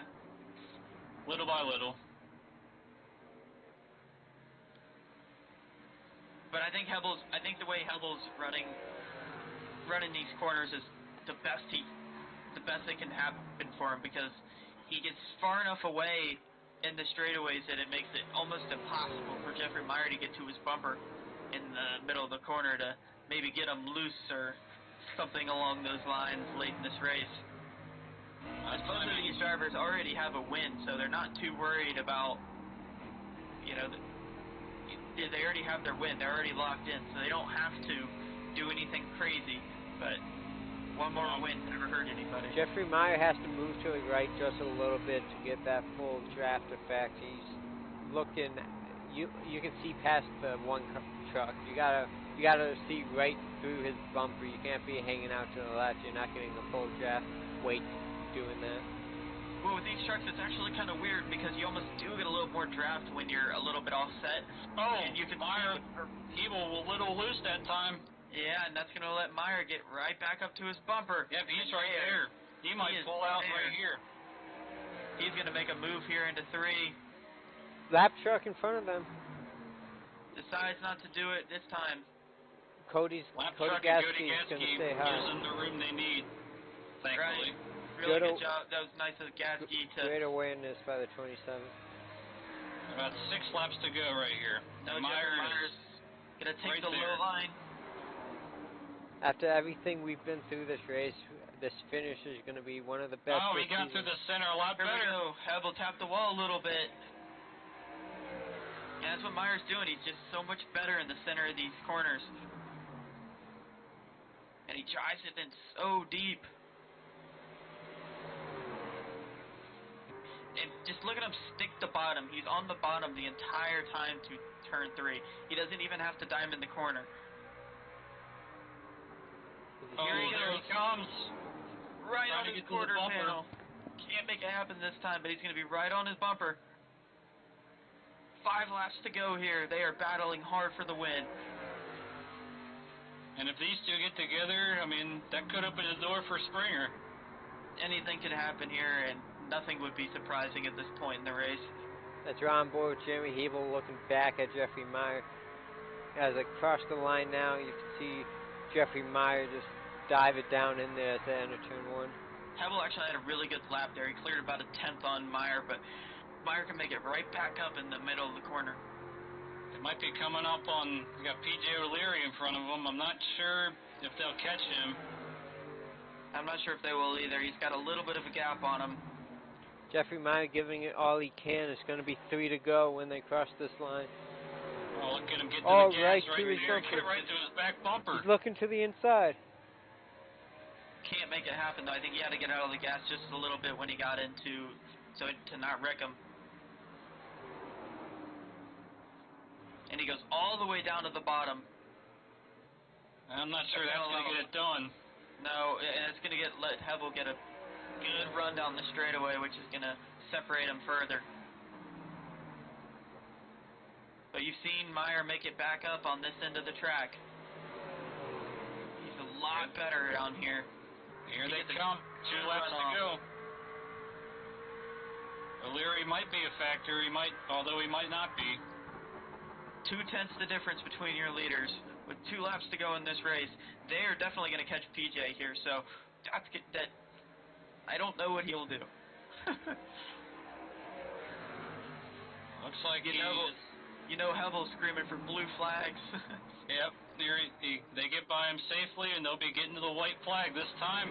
Meyer got through that corner really well. He's on the bottom the entire time, on his bumper.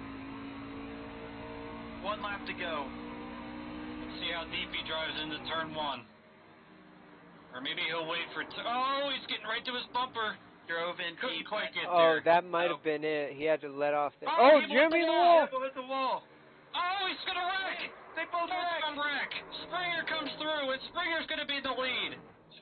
Springer's leading. Oh my goodness! Richard Springer is gonna come out of turn 4, and he's gonna win at Gateway. Can you believe it? Holloway will get second. Wow. Can you believe it? Richard Springer, the winner of this race. Across the line, Ebel will still finish in third, and Austin Collins will get fourth. Meyer slows the motor in seventh. Wow. What a finish, you guys! Might have Can took you all believe night. it? Wow, once again, Jeremy Hebel, the dominant truck of the night. That is just absolutely That's so incredible. unfortunate for Jeffrey For Meyer. both of them, really. Jeffrey Meyer, I mean, he didn't really do anything wrong there. He didn't even get in the back of him. He raced him super clean, but And Richard Springer, for the second time this year, is going to take home the checkered flag. Not sure we'll see any burnouts from him, but we might see some kind of celebratory On board with demonstration here. Jeremy Hebel as he Well bounces off the wall. finishes ninth. And what a night all around. That's it's crazy how that happened. To say the least. Yeah, he bounced off the wall and just tried to correct it, and He just tried to power through it, and the rear tires just wouldn't take it. yeah,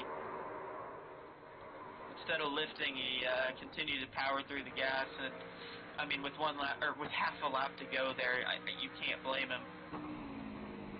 As we're on board with Richard Springer on the final lap of this race, we'll see what he saw coming off of turn 2.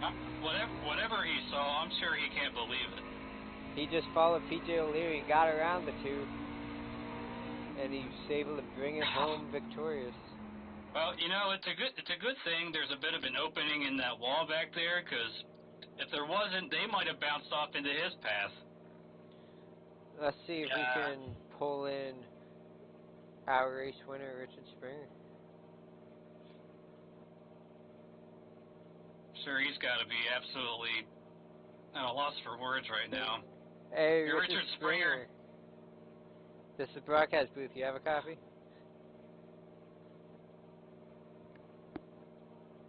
Richard Springer, you got a copy, sir? He might be trying to catch his breath. Yeah, I'm here.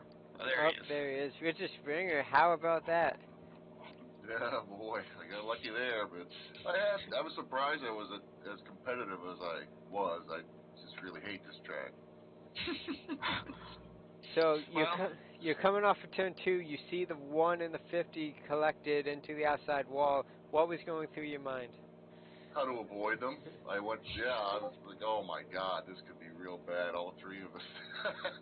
Give it to Holloway, can't have that.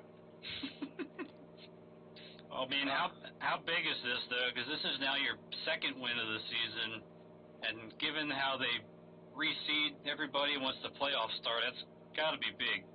No, it is. I think he wants to. This kind of makes up for maybe. I think I could have, should have, could have, would have won at Charlotte. I think I had the best truck there. But anyway, this is the way this racing deal goes. You never know what's going to happen. Sometimes you get lucky, and sometimes you. Oh, that's definitely going to comfortably put you back in the top 10 in points. Yeah, I had a good run. What was it, last week? And I still didn't gain any points, but top 10 and 2 wins. I should be good. I think we get 3 bonus points for every race.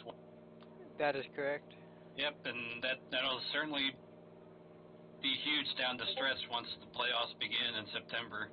I can definitely tell you the bonus points at the end of the year definitely help you. You'll feel them because you can have a bad race and it might help you out a little bit.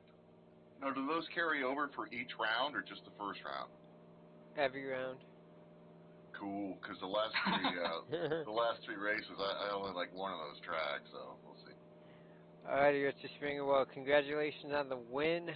Very lucky to say the least. Do you have any shout-outs you'd like to give before we let you go? Yeah, especially you guys you James for putting on the league, and of course everybody that's willing to donate their time and do the broadcast for us, especially this one. This is like a 2 hour and something race, right? Or pace, whatever you call it. Yeah. It was It was long. a long one. So, and I mean, I saw a lot of really good driving toward the front. I was usually a third or fourth somewhere in there, and we gave each other room, but there was a lot of close dice, but I guess all the wrecks were behind me. Yeah, a lot of solo spins, but you put on a show. The front top 5 put on a great show tonight, and we're looking forward to Chicagoland. All right, man. Thanks for doing this, and we'll see you next week then. Alrighty, have a great night. Thank you. That was Richard Springer. What do you say we bring in our second place finisher, Daniel Holloway? Got him right here. Hey, Yeah. Daniel, it's the booth one more time. You got a copy? Yes, sir. Well, you benefited from the 2 leaders getting together, and you come home in second place. A terrific points night for you, especially after that early penalty. Walk us through those last few laps. I was trying to fight with Springer, and him and I pretty even, but I think I burnt my tires just trying to change my ways as far as driving to try to catch him and pass him. But I glad I had a top 5, but I didn't expect that at the end at the caution. Or not the caution, at the white flag, and hate to see my teammate get caught up in that. And anything can happen in any type of race. It definitely can. So that was a great run by you to bounce back from that early penalty and come back and finish second. Great race. Yeah, it was. Like I said earlier, it was. Had a little fire in myself after that because I don't know. I go back and look too and see, but I thought he waited too long doing the black flag as far as that many laps. But it is what it is, and came back pretty quick up front, and so yeah, I'll take a top 3, especially second place. Good points night again. Too bad it wasn't that win again. That'll put me 2 wins for the race. Congrats on Springer, and good battle with him and stuff. But yeah, interesting night. Yeah, man. Certainly a terrific recovery, regardless of what happened. But any shout-outs you want to give before we let you go celebrate this second place? Yeah, shout out to Bad Boys Racing. We are sometimes we're quiet, but sometimes we're up there. Good team effort, good team points tonight. DRL putting his league. James, you guys in the broadcast, love watching you guys every time I can. Everybody that's watching, I know I had a few people out there. Sarah, Amanda, I do believe my mom was watching. So, good night. Finishing second for Bad Boys. Congratulations, you put on a good show for them all. Thanks, guys, and have a good night. You too, man. All right, what do you say that we bring in third place finisher, domination of a race, but didn't pull it out, Jeremy Hevel? Hey, Jeremy, this is Spencer, Taylor, and JP in the booth. Got a copy? Yep. Yeah, man, you dominated that one, but what happened? A repeat of about 2/3 of my season so far. I knew there, one way or another, I was screwed. If I would have pitted, some guys probably would have stayed out. If I stayed out, everybody else was going to pit, and that's what happened. So we didn't have a lot of laps on those tires, but so I thought I'd be halfway decent, and I just had to push it as hard as I could, harder than I have all night, and just a little bit too hard there, coming off a 2, hit the wall, and I didn't really expect it to snap across the track like that. And when it snaps across one way and it snaps back across the other, I got into Meyer, and I just was enjoying the race that we were putting on there. I definitely didn't want to knock him out of it, so I feel bad for that. But like I said, it's another dominating performance and at least to walk away with third place finish is some consolation. But wish I really could have got the victory tonight. Yeah, I'm sure, but finishing third, at least you got something out of it. A lot of good points, laps led, so Yeah. there's good to look through this race. Any shout outs? Yeah, teammate Dakota, Craig, Gary. I wish those guys would get out here and race with us a little bit. Everybody that puts on the league here, admins, race control, the broadcast, everything. Everything's not easy. It takes time and some effort, and appreciative of everything that goes on here to keep this league going, because it's a fun place to race. We may bitch and bicker with you guys with each other every once in a while, but I think we have a pretty good group of guys here that race with, and I'm glad to call here home. That's awesome, man. We'd love to have you here. Well, Jeremy, unfortunate that had happened to you, but I'm sure you and Jeffrey are going to have to talk that one out, and hopefully you guys will be all right for next week at Chicagoland. Yeah, I think we will. I think we'll hopefully be able to get over it. So. All right, Jeremy. Well, although you didn't get the win, I'm glad to see that you were able to get a podium out of it. A great run by you here at Gateway, and hopefully we'll see that again at Chicago. I hope so too. Thanks. All right, have a great night. You too. All right, that's a driver I would like to speak to here. Ran well all night, clean. Didn't have the night he wanted. Jeffrey Meyer, what do you say we pull him up? Yeah, I think it's fair enough to get his take on what happened there. I think he deserves at least that. Here he Hey, comes. Jeffrey Meyer, this is Taylor and Spencer and JP in the booth. You there? Yep. Yeah, man, that was a great run at the end there. You drove your heart out, and that's unfortunate the way that one ended. Yeah, I kind of bit. I wasn't going to turn him, but and then he goes and wrecks himself. Yeah, man, that's really unfortunate. I hate to see it. If there's any good that came out of it, it's still a top 10, but I'm sure first or second was 100% in order there. Yeah, I was happy with second. I mean, like I said, I wasn't going to turn him. I had my chance there in 1 and 2. I got right on him, and then and he just, that was my object. I mean, I couldn't pass him, so I had to just keep pressure on him, and hopefully he made a mistake. But his mistake took us both out. Yeah, it's very unfortunate. Any shout outs you want to give? Yep, good finish for. We had a good run tonight. Good finish for Daniel, my teammate, and like I said, it's still a top 10, so it's not so bad. You guys in the booth, you did a good job, all three, and DRL TV for putting on the league. It was a fun race finally at the end, but we'll go on to next week. How do you feel about Chicagoland? I'll be good. I'm sure you will be.